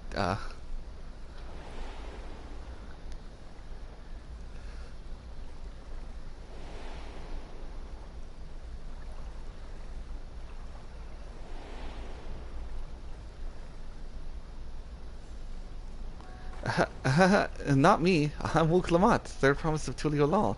And she's lying to herself again. Daughter of the Dawn Servant. Of course, you're a member of the royal family. Please forgive my presumptuousness. But what of you? Have you ever measured your work against that of your colleagues and found yourself wanting?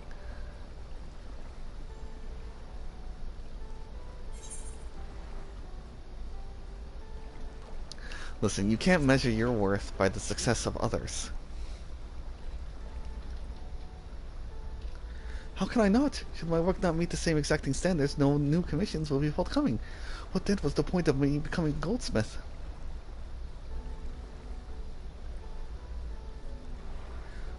Looking back, 'twas my father who inspired me to take up the trade. His exquisite creations brought radiant smiles to the faces of his clients, and I admired him deeply for it.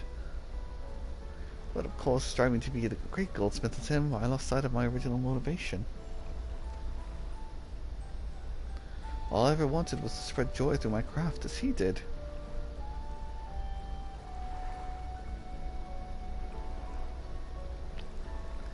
Perhaps I will give this one last try. Thank you both for reminding me what truly is important. Hear that, folks? Life lesson. Don't measure yourself to the success of others. Everyone's different and unique. Sure, everybody can make a peanut butter sandwich, but what if you don't want to use grape jelly and you use strawberry instead? It's still a peanut butter and jelly sandwich, but yours just has a different taste. What is truly important?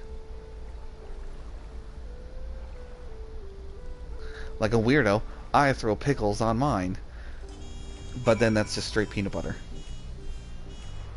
I like the crunch.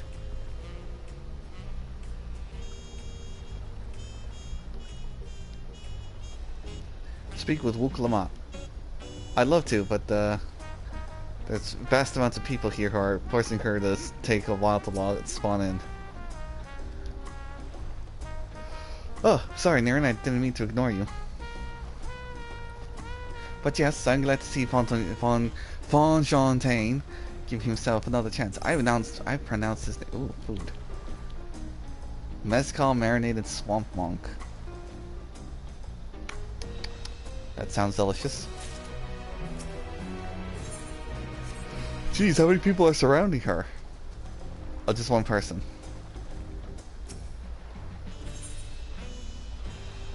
Corral. I can't help but wonder if Fontaine will follow through. Let's see if he's actually gone to talk with Ropley. Oh no, please don't make me go back. I call it the perfume department because of how much it slows down. Just like that episode of SpongeBob. But the door's locked, and the only way out is through the perfume department. Oh, there's someone to fight for Triple Triad.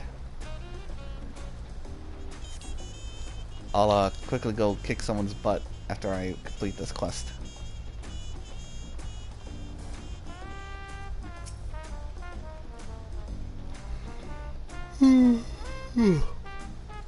The two of you were kind.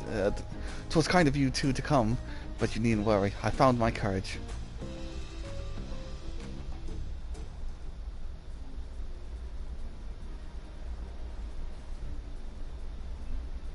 Pray accept my apologies for my earlier behavior. My name is Fontaine, and I'm a goldsmith from Uldar in a faraway Eosia. I realize this is a bold request, but I should like to continue practicing my trade here in Wachumeki.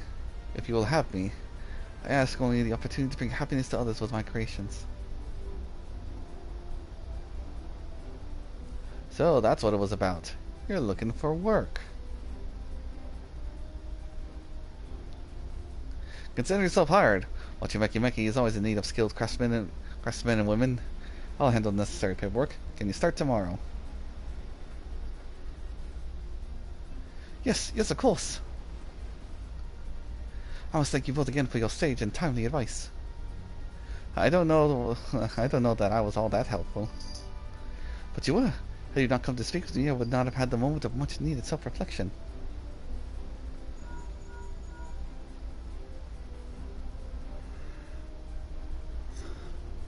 The arrangements have been made. Come and meet me at the entrance of the High Tide Harbor.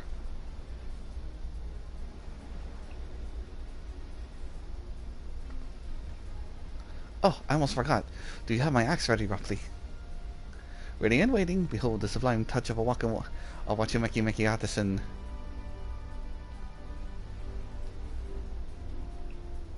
Oh, it's as sharp and steady as the first day I held it. Thank you.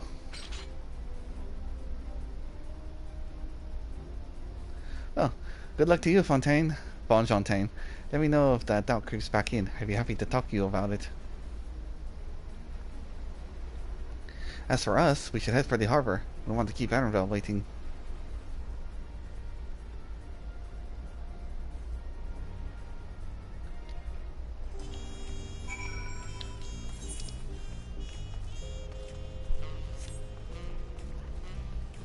Alright, but first there's someone I need to defeat.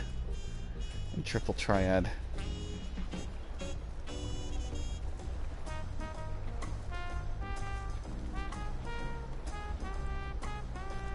As soon as they spawn in.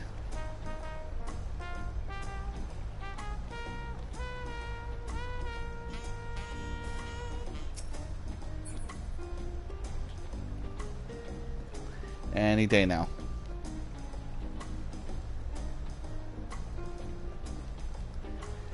Any day now. There they are.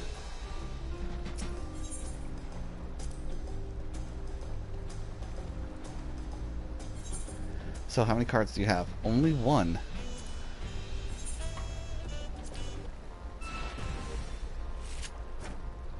Oh no, it's a plus. And I'm going first. Alright, I'll start down here.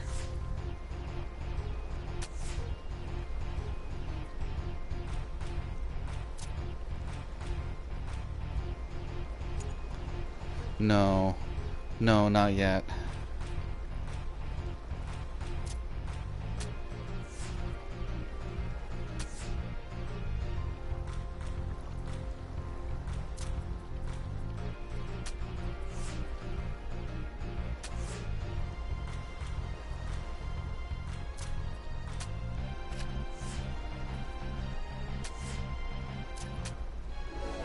Alright, I win. Give me the card. The Pelu Pelu card. Haha, sucker. I got a new card.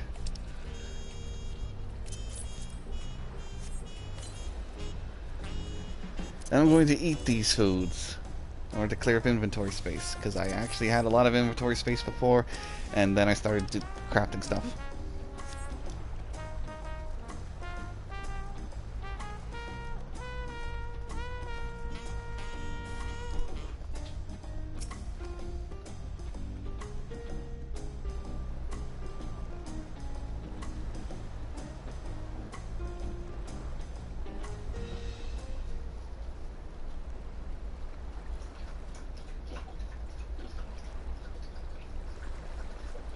Enough with the secrecy. What's this big plan of yours?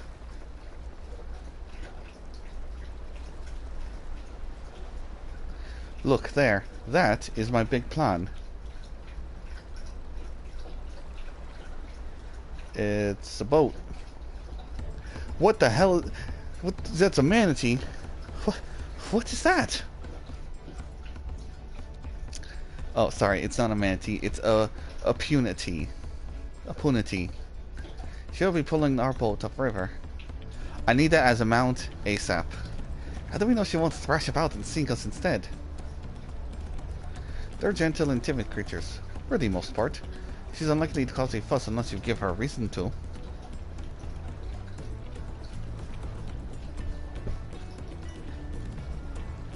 First alpacas and now punities. We're relying a lot on animals for this journey. We should be thankful we have an animal expert as our guide then.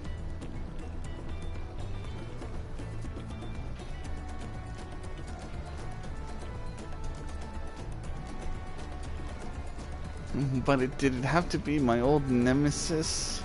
Another boat. Well, I took you for someone who was up to the challenge. Was I wrong?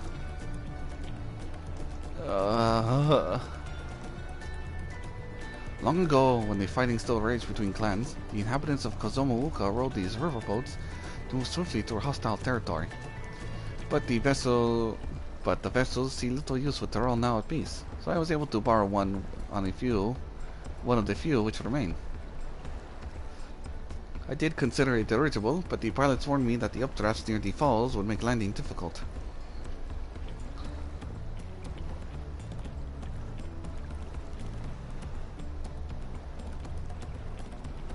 You said borrowed one.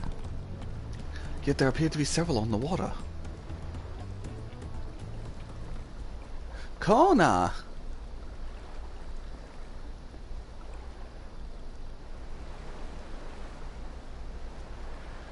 Lamati, traveling up the river, I presume.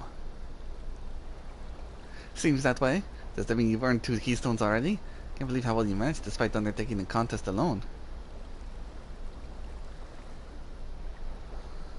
I was never alone. I had my own entourage with me since the beginning. Ah, here we go. It's about time they showed up. My friends, it's been, well, not that long. Thancred, Orion, what are you doing here? Escorting a promise, the same as you. I heard much of the incomparable Archons during my time at the Studium.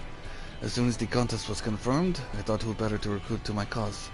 I contacted the scholar who arranged an introduction to these 2 gentlemen. The second promise had specific requirements. They who would be his assistants must both,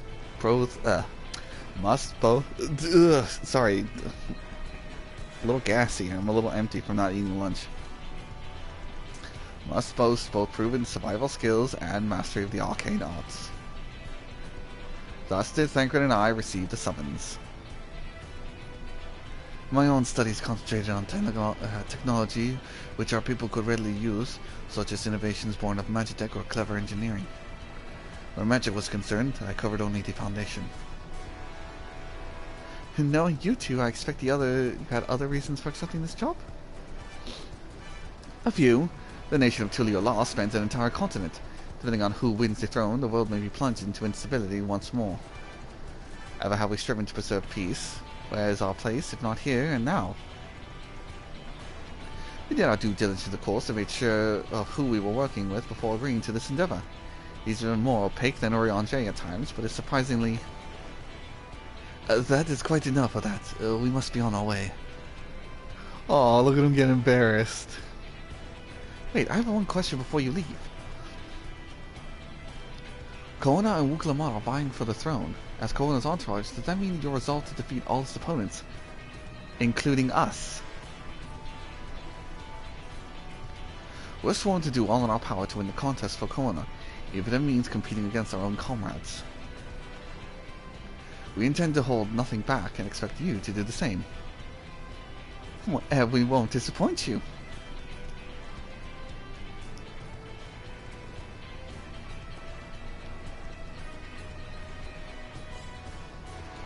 I thought you were taking a boat. If even you have been forced to travel on water, then the others will be doing the same. I would rather walk than risk confrontation on a leaky barge with no possibility of retreat.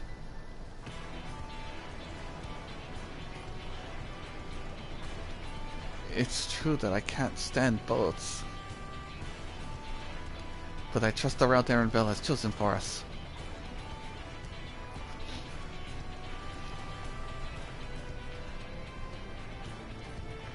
Leave the handling of the mutiny to me.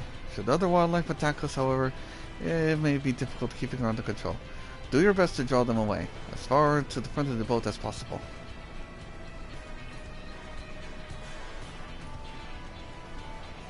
Then I shall remain on the deck and stand guard, though it may be wise to have at least one of us sit up front with Arenville just in case.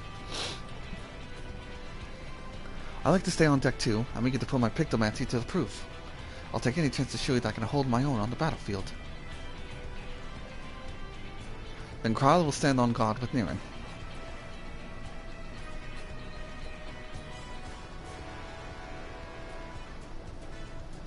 I'll keep everyone company then. With my blade, I can respond more quickly to threats than Alpha now.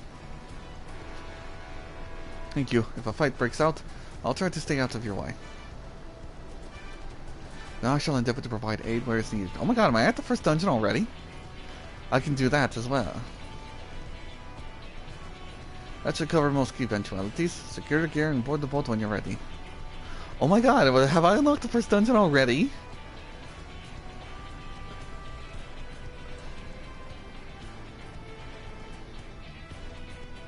Uh-oh.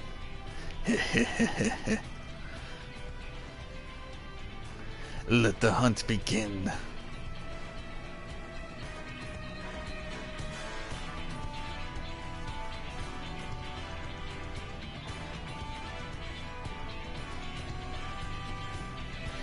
Oh, I'm sorry. Okay, it went away before I could even read it.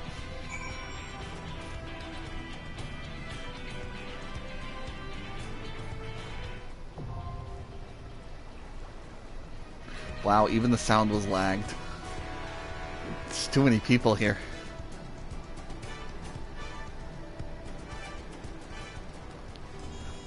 Hui Katumo. Well, it's the first dungeon, and you know what that means. Paladin go bye-bye, Viper in.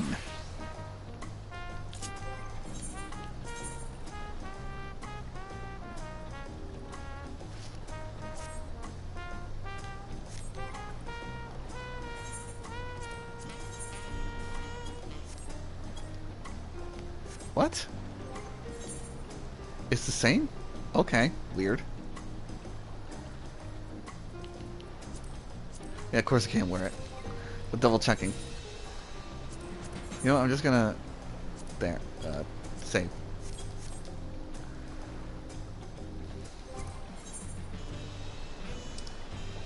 Ooh, the first dungeon.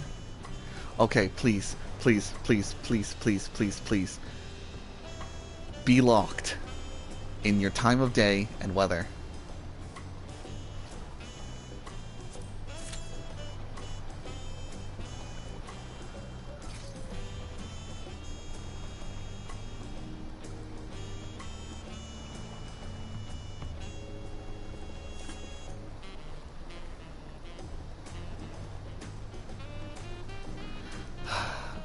Frickin' cloudy weather.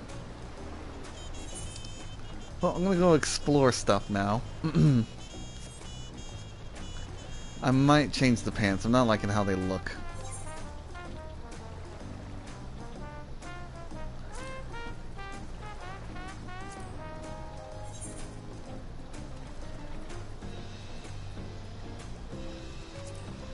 Yeah, no.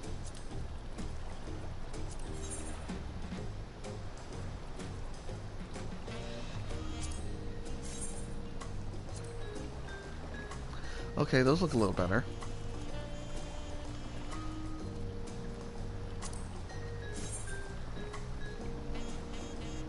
Okay.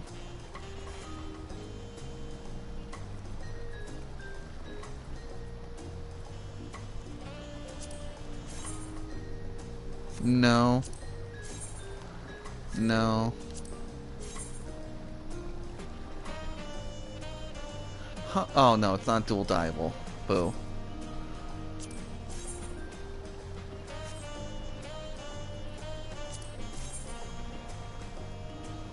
Actually, wait, what? How does it dual dye?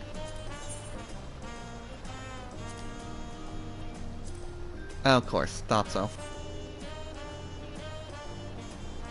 I'll actually keep the jeans. Yeah, that's better.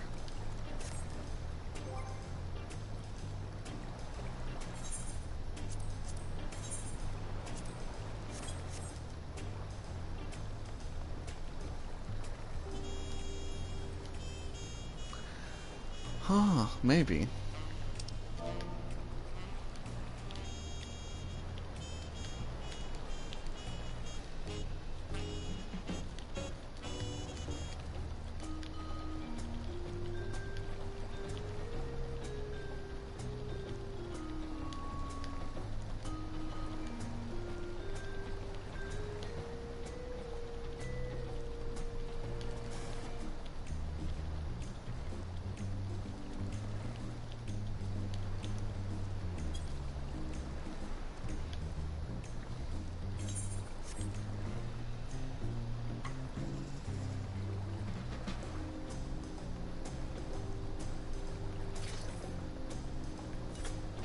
Finally get to play with Viper.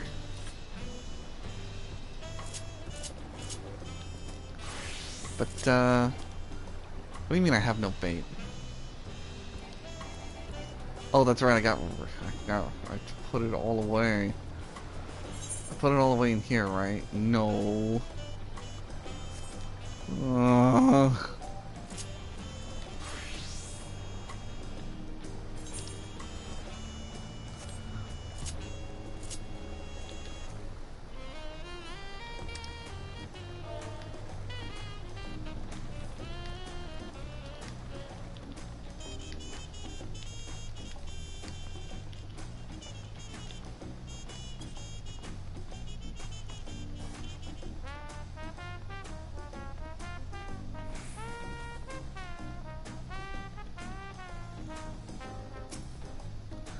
The question is, who's got my fishing bait?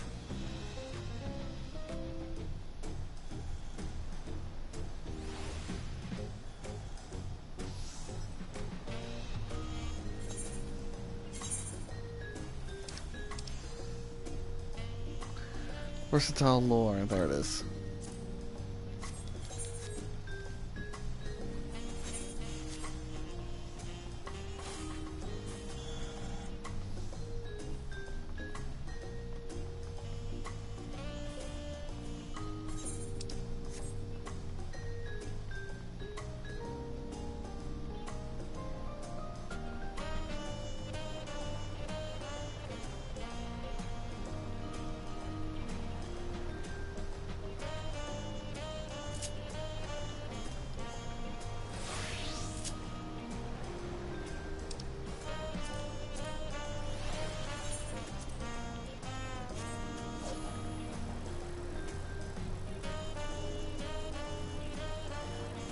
Well, I guess these people popped out.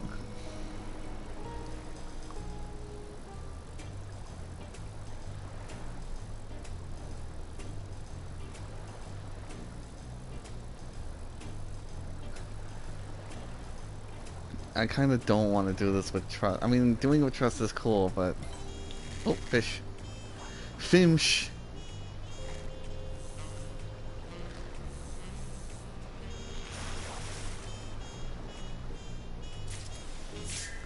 The blue purse.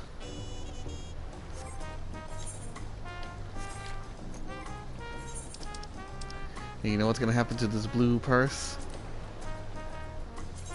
It's gonna get turned into dirt.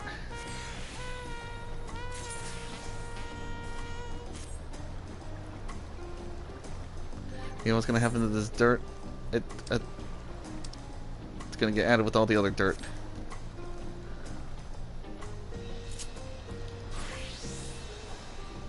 Okay, so we got, I assume, a Pictomancer, yes. A Bard, who's AFK. And a Reaper.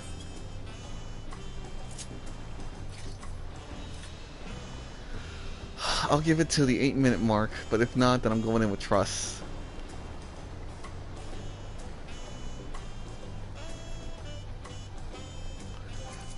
But maybe... Just maybe... No.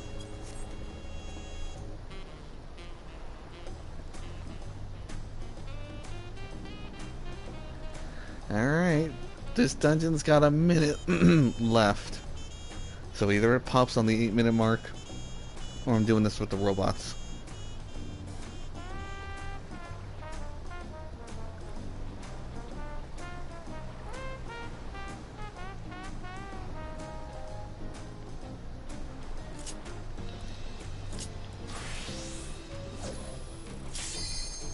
Shit.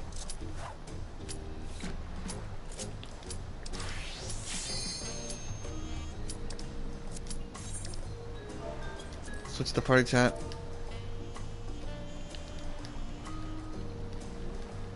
First time.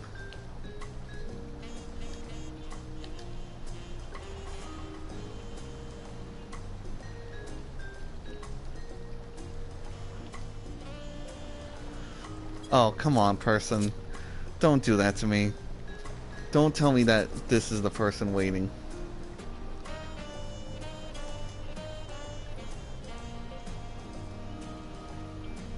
Oh, thank goodness.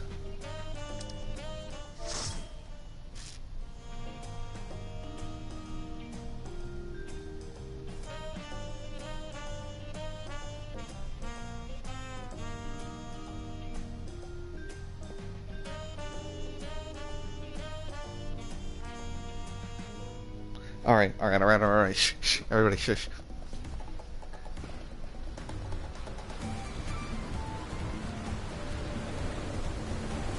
Oh no, these assholes are also here. The taco killer.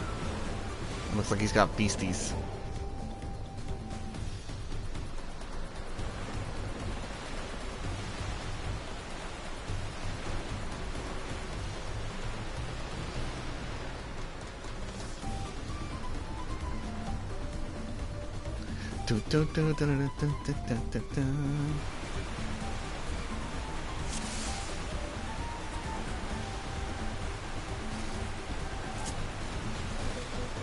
There's a boat like ours ahead. Could it be Zerosa or... Oh god, is it Fakul Jaja?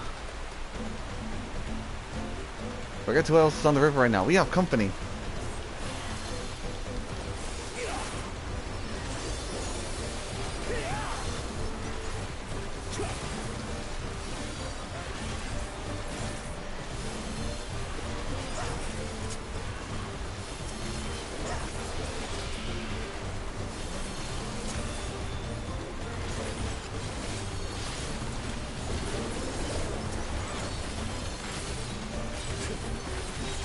Oh, Alizé's fighting.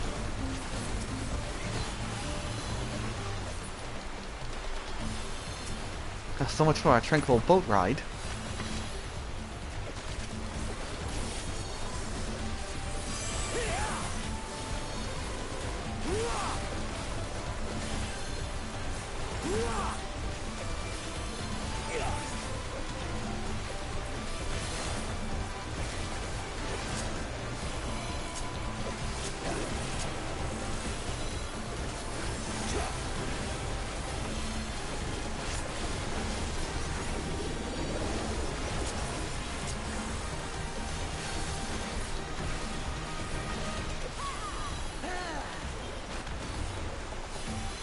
Oh, that missed.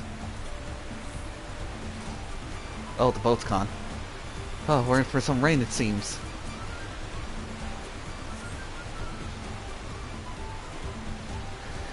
That is Bakul Jaja ahead of us. Be ready for anything.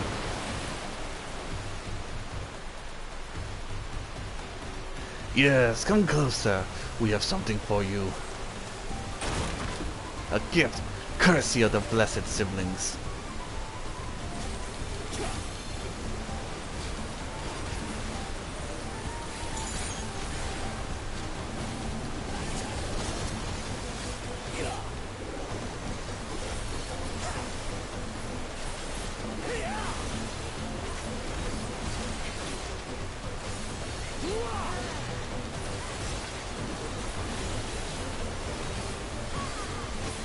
Alright, I'm gonna quickly,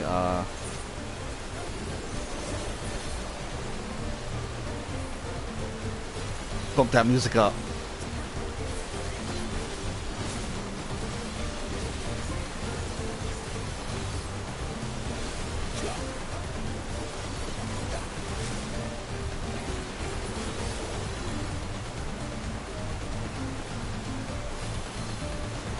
God, this is not going to plan. We'll just have to improvise. Uh-oh. The harness. Afraid of a fair fight? See you upriver. If you make it that far. Crippling our boat was a cowardly move.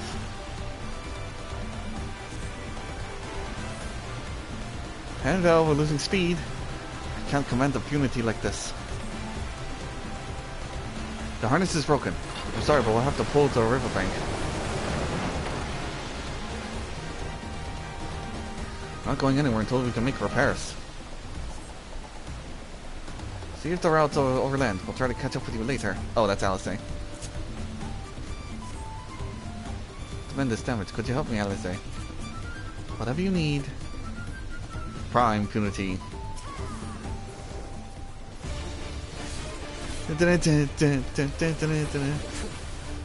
So this is the midway boss music. Ow!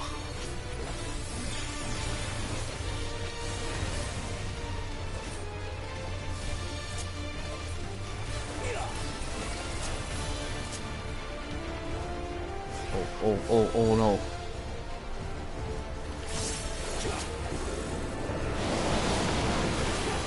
Oh, did it eat? Oh my god, it's eating so much. Oh no. Oh my god. Oh my god.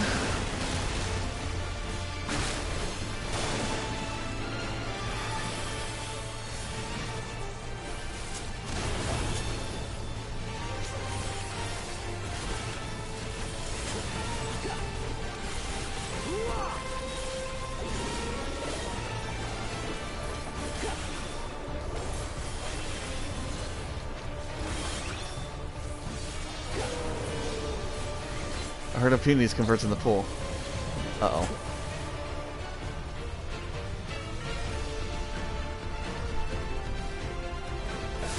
Ow.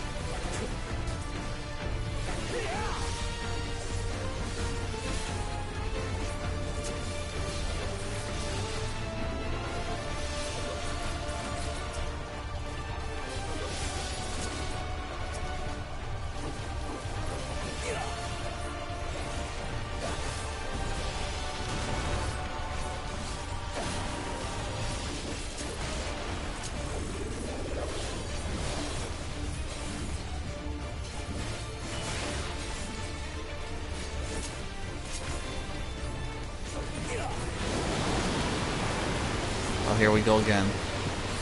Oh, we're gonna get so fat.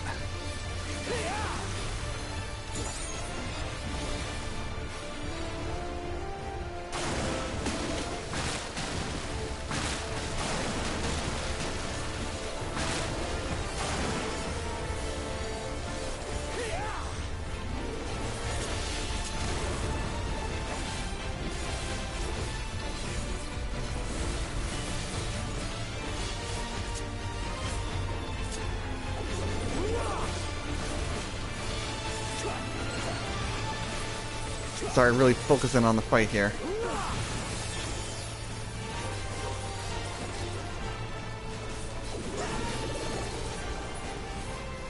Woo!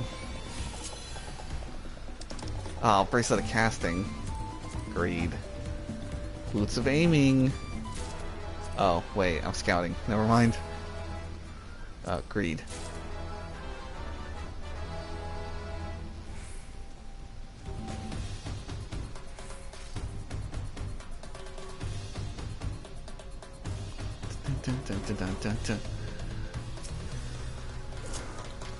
Oh, we're going wall to wall.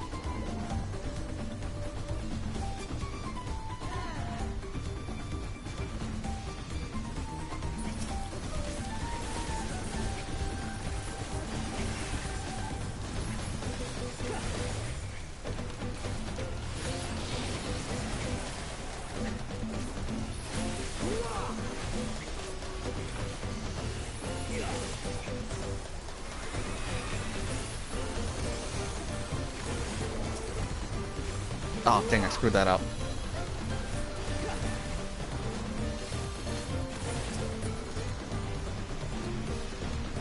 Treasure coffer. Climb with the ladder. Greed. Greed. What strange happenstance hath misfortune befallen thy vessel? Oh, Urion J. Apologies, friends. Seems you'll be taking the long way around. Oh, those dicks.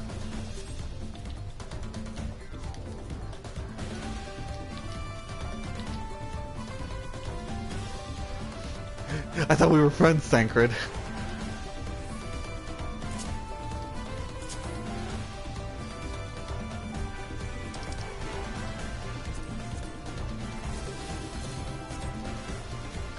Oh, what the fuck? Oh, they're mimics. Oh, that's awesome, they're mimics.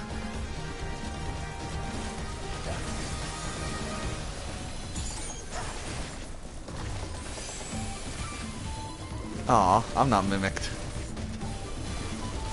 I guess it's whoever attacks them they mimic.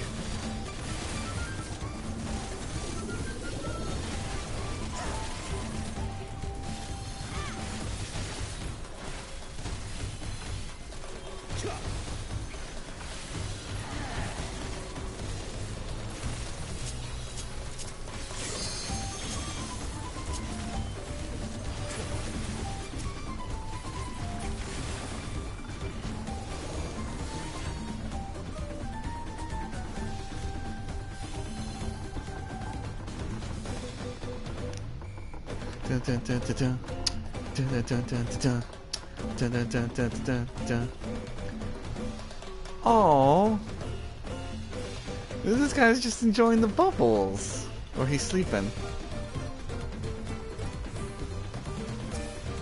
Oh, I gotta kill him. Oh yeah, he was just snoozing. He's just being the sleepy guy.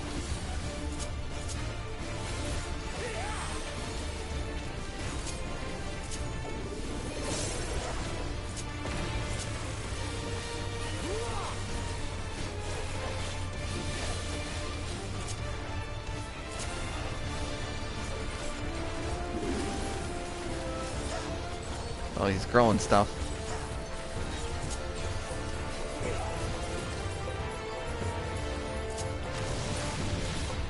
Uh-oh, he's dancing.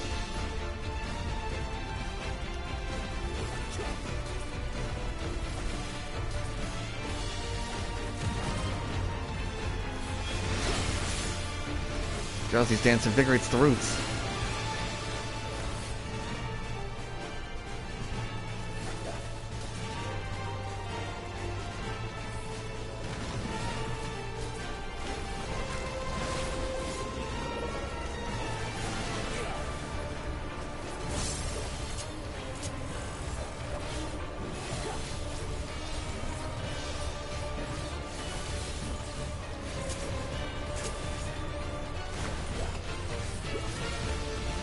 Oh, is that the mimic slimes?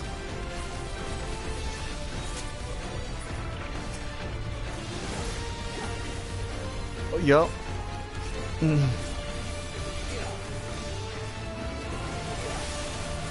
Uh-oh.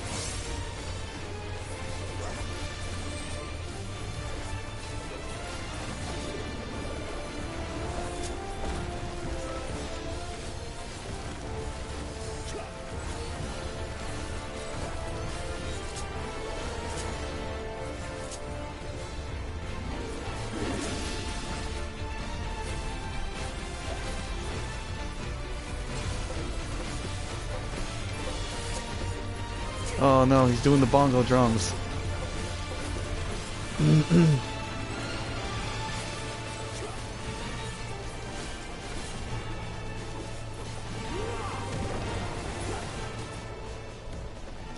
Drowsy, I'm sorry you had to die for this. You were just minding your own business. Greed. Greed. Where's my scouting gear, game?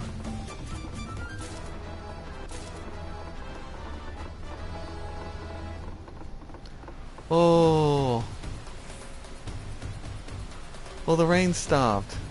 There's a rainbow. Everyone's going on ahead, though.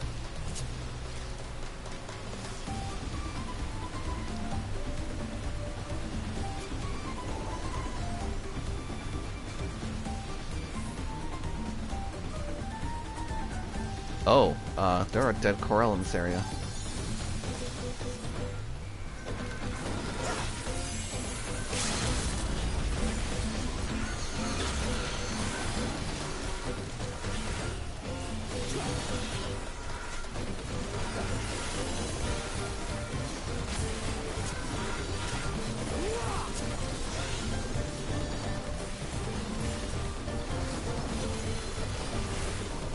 Either that was Kono's group or Bakul Jaja's. Ow.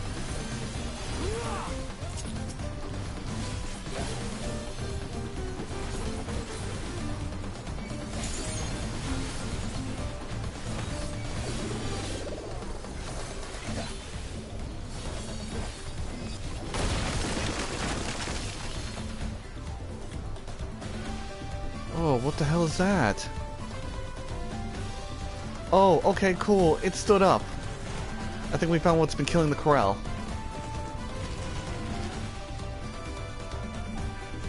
Okay, correction. It's been killing everything. We found our final boss.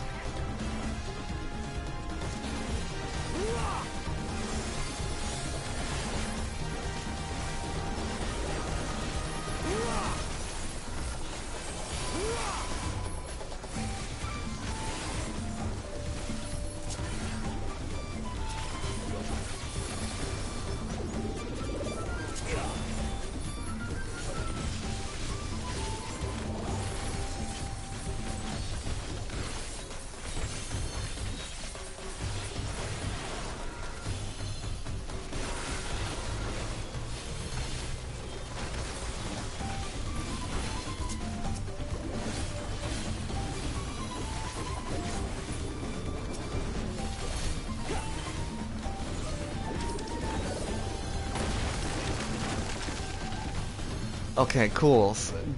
Technical scouting gear.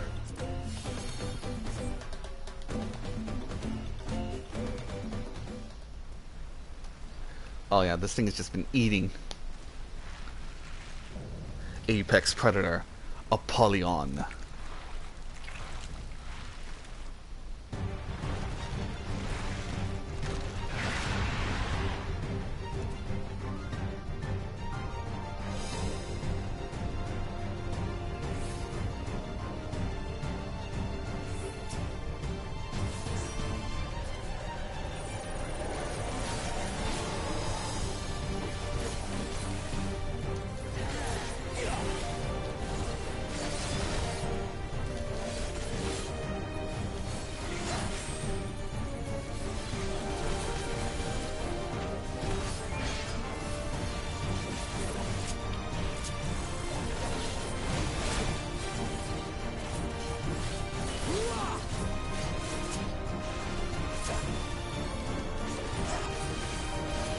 Oh, it's summoning. Oh no, we're getting help.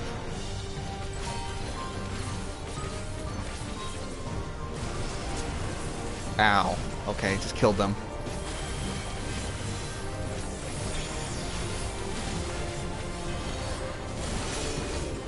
Beating on the Raging Beast has strengthened Apollon's wing beats.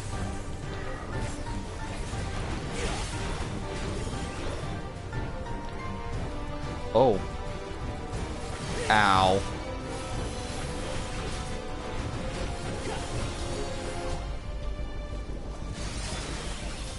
Ah, ow. Second wind.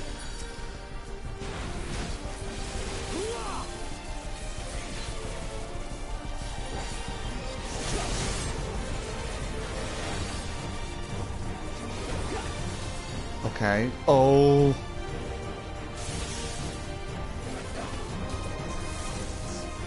Oh, come on, man. I have no defensives. Ow.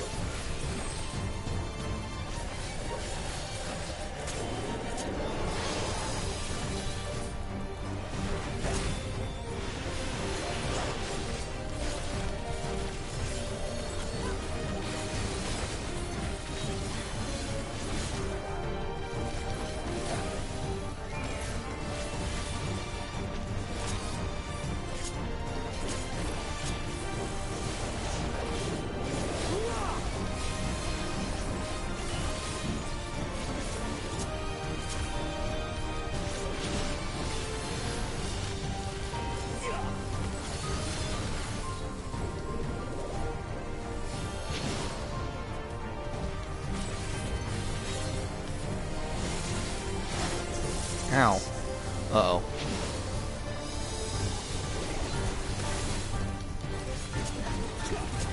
Healer down.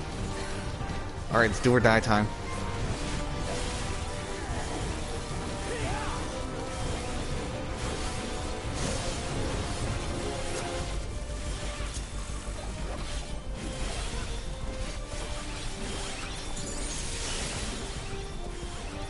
Oh no!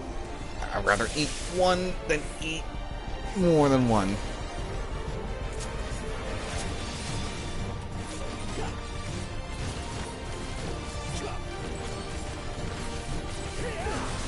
I'm down.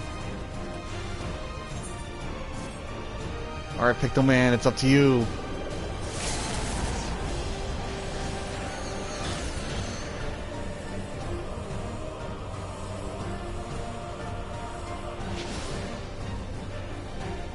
Dude, move! Oh, oof. I leveled up.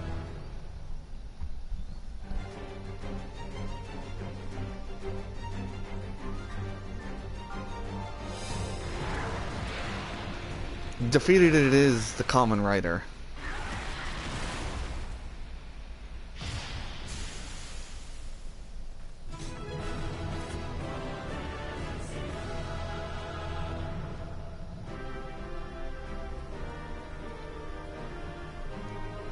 Do do do do do do do do do do do do do do do. Can you give me a res, please?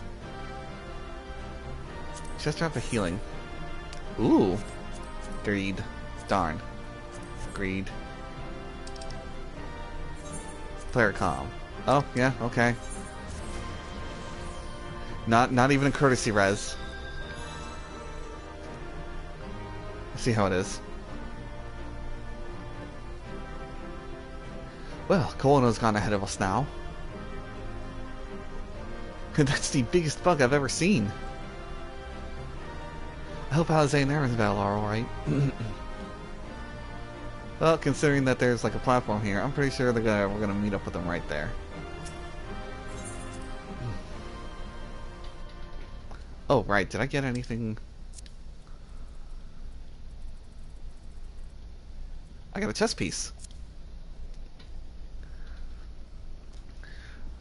But whether or not that chess piece is better than what I currently have, we'll find out.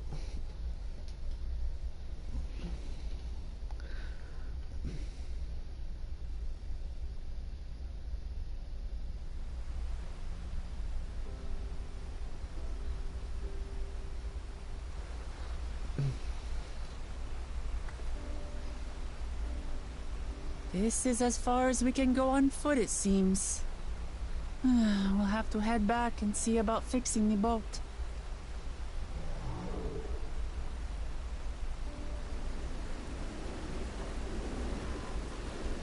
Hey!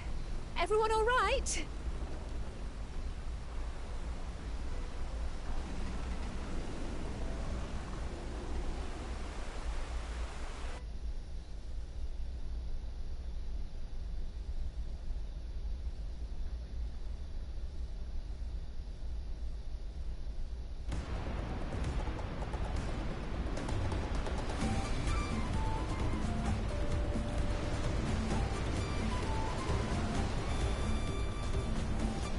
I was worried we might not catch up to you. Those caverns you traversed were dug by the Yokui in their search for the gold. Remnants of their excavations can be found throughout this region. Oh, cool. That explains the caverns. Well, I appreciate the lesson. Oh, wise guide. Are we landing this boat anytime soon? Our river journey is almost over. For proof of that, you need only look ahead.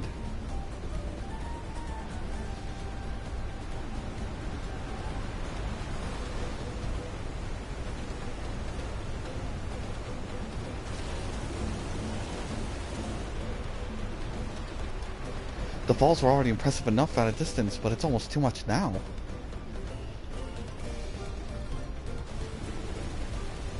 Yes, amazing. No, please let me off.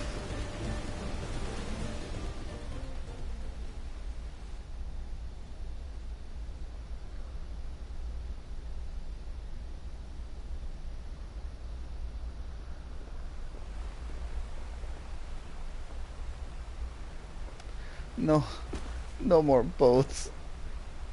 Ugh. Are you? Oh, you're not alright. I should be surprised if she was. Even without the nausea, we're all spent. There is a mountain shelter nearby, a resting spot for those who ascended these stairs. I suggest we make use of it. That would be a welcome respite. Have you the strength for a short walk, Wu Clement? We can rest along the way too.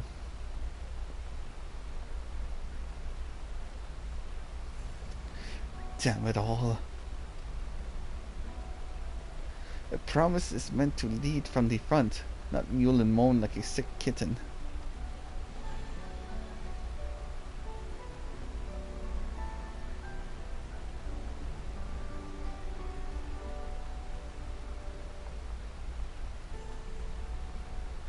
Wu Clement?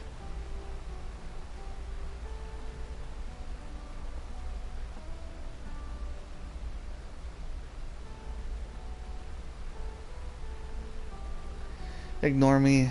It's the nausea talking. I'm fine, really. Lead on. I'll follow.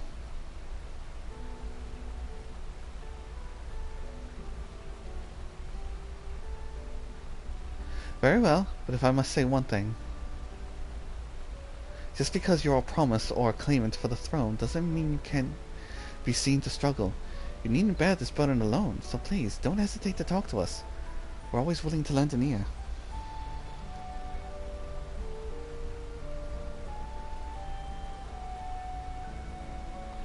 But, Kyle,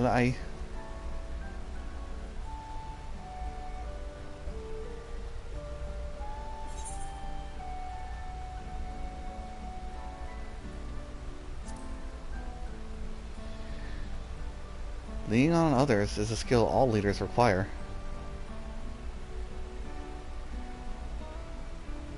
You as well, Naren.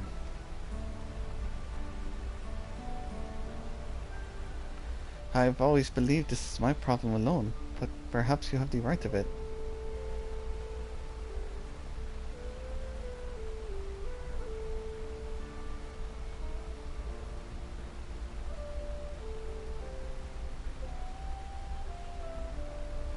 Alright, I'll talk about things, just give me a moment to collect my thoughts. Of course, as long as you need. We'll be waiting at the shelter when you're ready.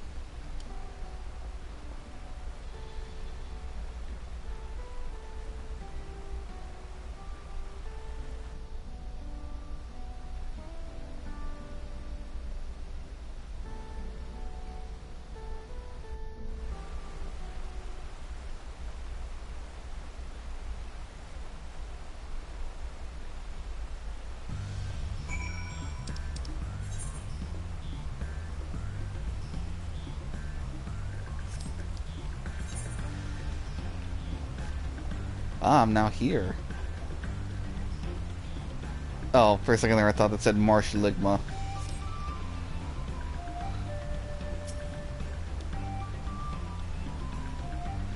I've long felt I could never tell anyone when I was confused or hurting, that admitting to weakness would bring shame to Papa's name.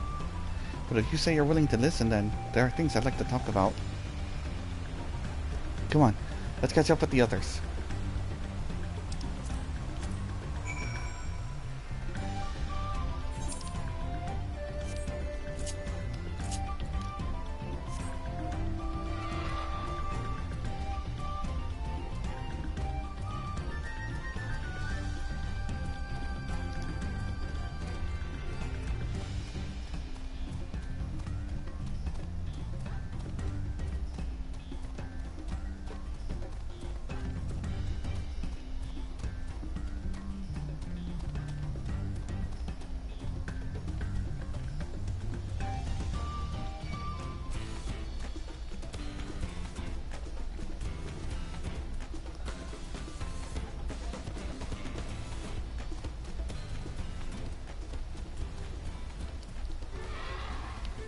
Yeah, I'm just going to attune to the Aetherite right away. Not waiting. Doing it now.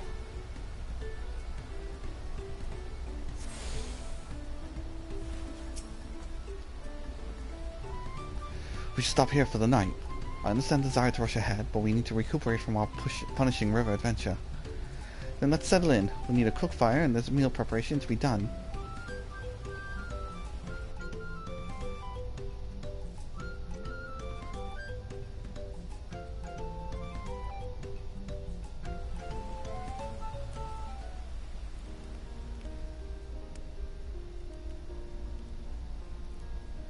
I've been meaning to ask, but how does one become the adopted child of the Dawn Servant? I was but a ball of fuzz at the time, so I don't remember much. My earliest memories are of life in the palace. Alright, confirmed. They are very fuzzy when young. All I know is that I was born in Ikbrash, a village in Yaktel. But I've never bothered to return there. As far as I'm concerned, Ulul Jaja is my only parent. I quite understand. I have no memories of my birth parents either. For a while, I wanted to learn who they were. But over time, that curiosity waned. Galuf was my dear grandfather, and he was all I needed. So our situations were quite similar.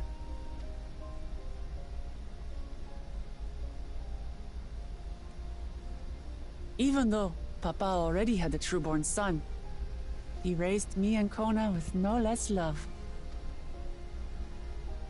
One time, I'd wandered off alone into the forest and gotten lost. Before I became a meal for some beast, Papa dropped everything and came to my rescue. I was scared and sobbing and ready for a scolding. But the head of resolve praised me for surviving the ordeal. I did get my lecture from the head of reason, though. He went on and on about the dangers of the jungle and all the horrible ways I could have died. Growing up, Papa was kind and patient, but a tyrant when it came to training. Now, of course, I realize he was preparing me for my duties as a promise. For all the good it did, there's so much I failed to learn about my own country. Whether it's alpacas or Ihihana, I hardly know anything. I've lived such a sheltered life, yet convinced myself I understood Tural and its people.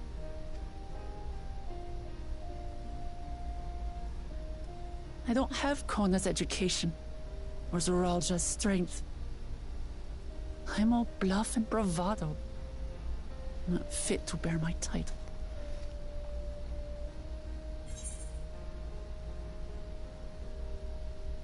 Yeah, let's call back. You can't measure your worth by the success of others. Don't compare myself to my siblings, you mean?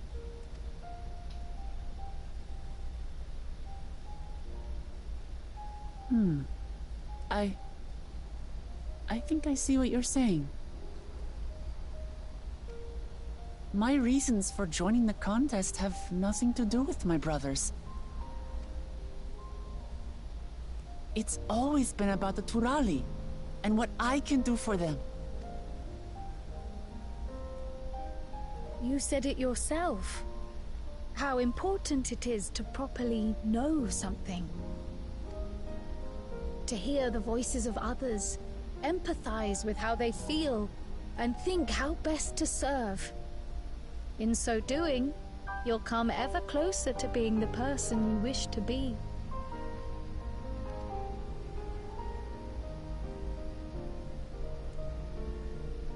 I'm sorry, everyone.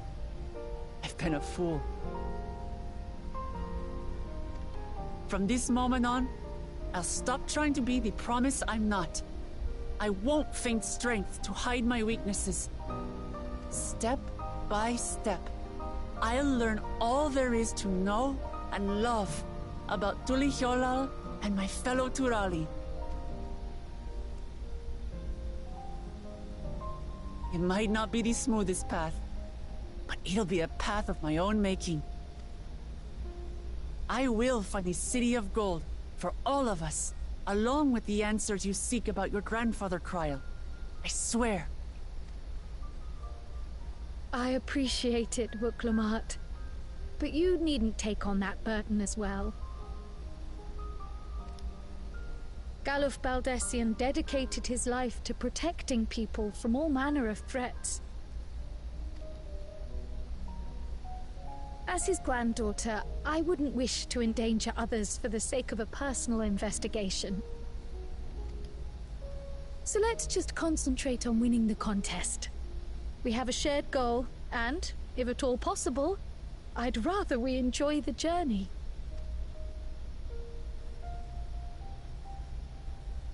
Hear, hear. We are companions on the same road, bound for the same destination.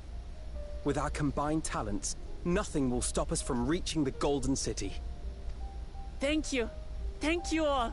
I am proud to call you my friends.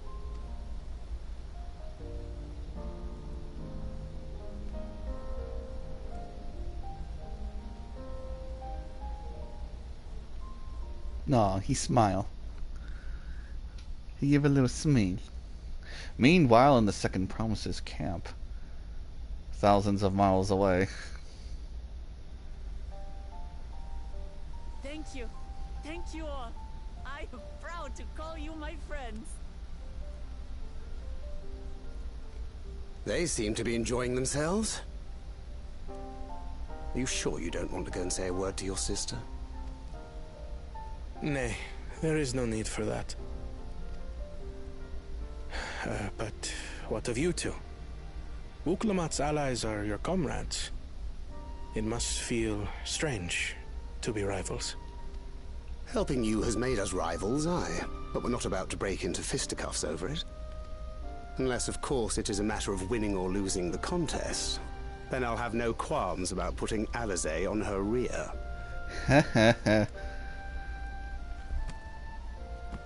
Despite our long history, never have I been given the chance to test myself against our companions. The thought stirreth within me a most unexpected sense of competition.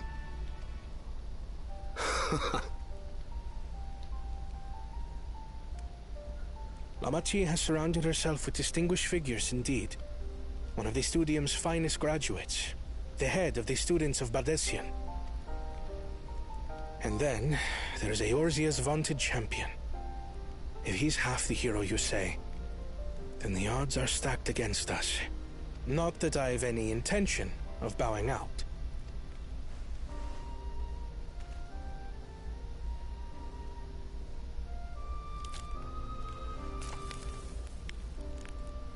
Our time in Urkelpacha only served to strengthen my resolve.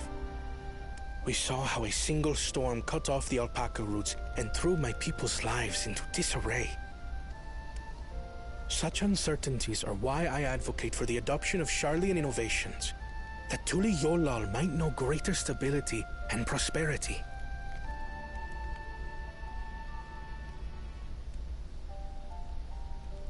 Our nation can change for the better, and I will be the man to change it. Well, it's a start. I imagine your experiences on this journey, all the things you'll hear and feel and think, will help you refine that approach. He said the Heidelin line. Hear, feel, think.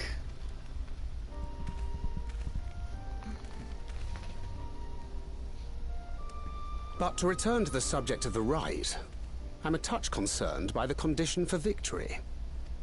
The claimant who breaks the seal becomes Dawn Servant, not the one who performed the 7 feats first. The would-be victor need only possess the 7 keystones. That is correct. As the contest wears on, we must brace ourselves for greater conflict.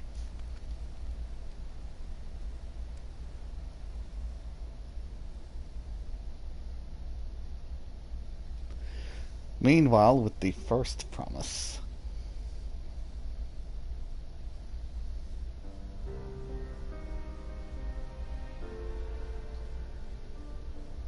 Your rivals still lag behind.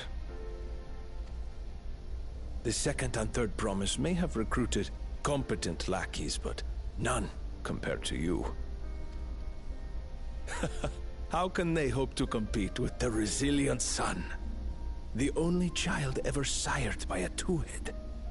Only the ignorant or foolish could fail to see that you were born to be Dawn's servant. Such titles mean nothing.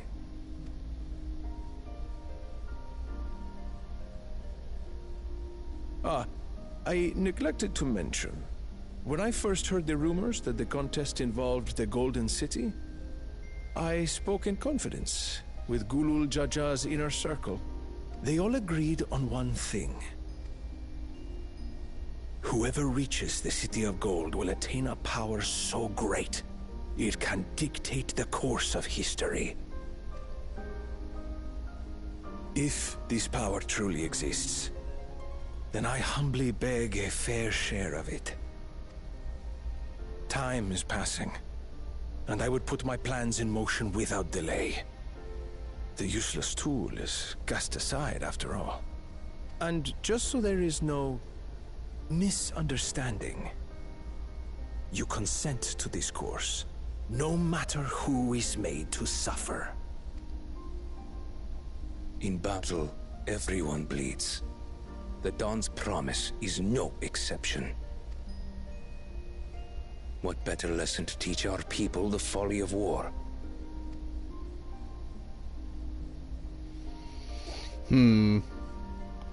Sinisterness.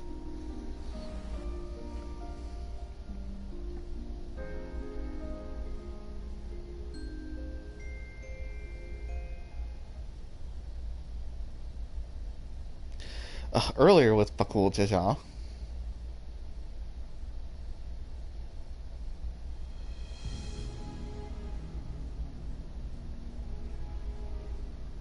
I was hoping for a good scrap, but this bloated sack of bile was no challenge at all.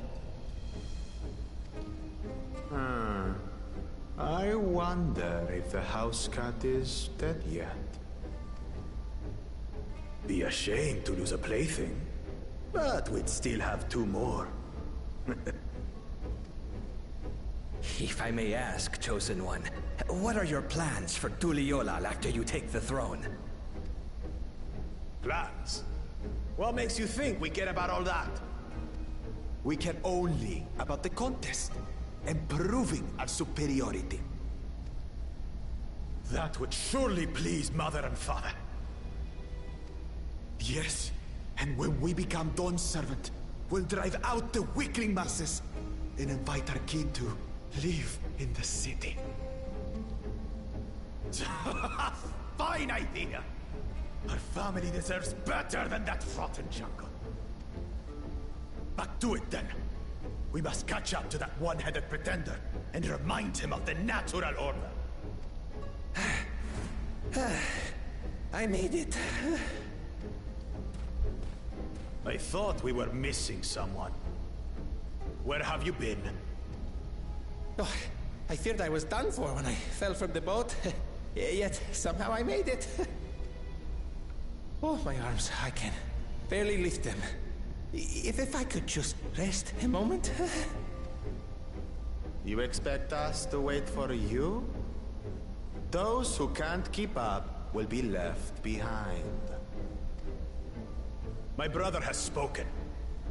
March, or be fodder for the beasts. But I followed the teachings. Everything I've done, everything I've sacrificed, all has been for the blessed seedlings. Wait. Don't leave me behind! I'm begging you!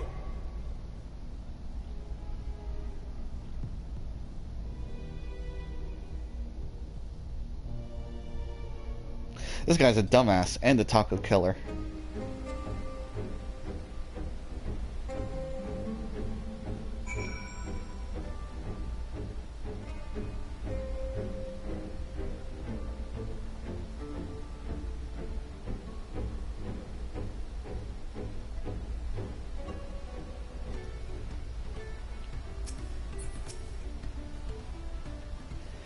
Being able to say those things has brought me much relief. It's like a stone has been lifted off my chest. I can take a full breath at last.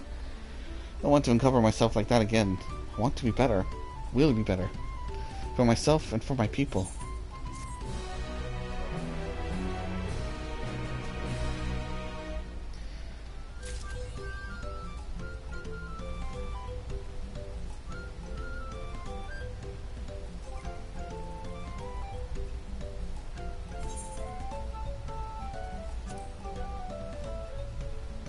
Oh, we got a new title. On the Trail. You don't mind if I equip it.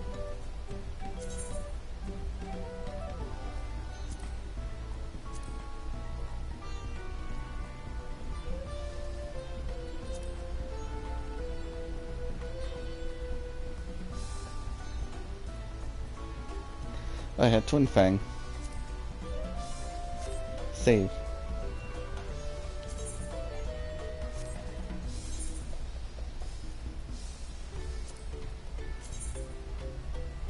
Oh, it's Fathogan gear.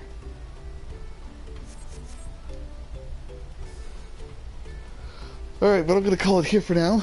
I gotta get some food in my belly. I've been streaming for almost 3 hours. So it's time I took a break. And who knows, maybe I'll continue tonight. We'll see.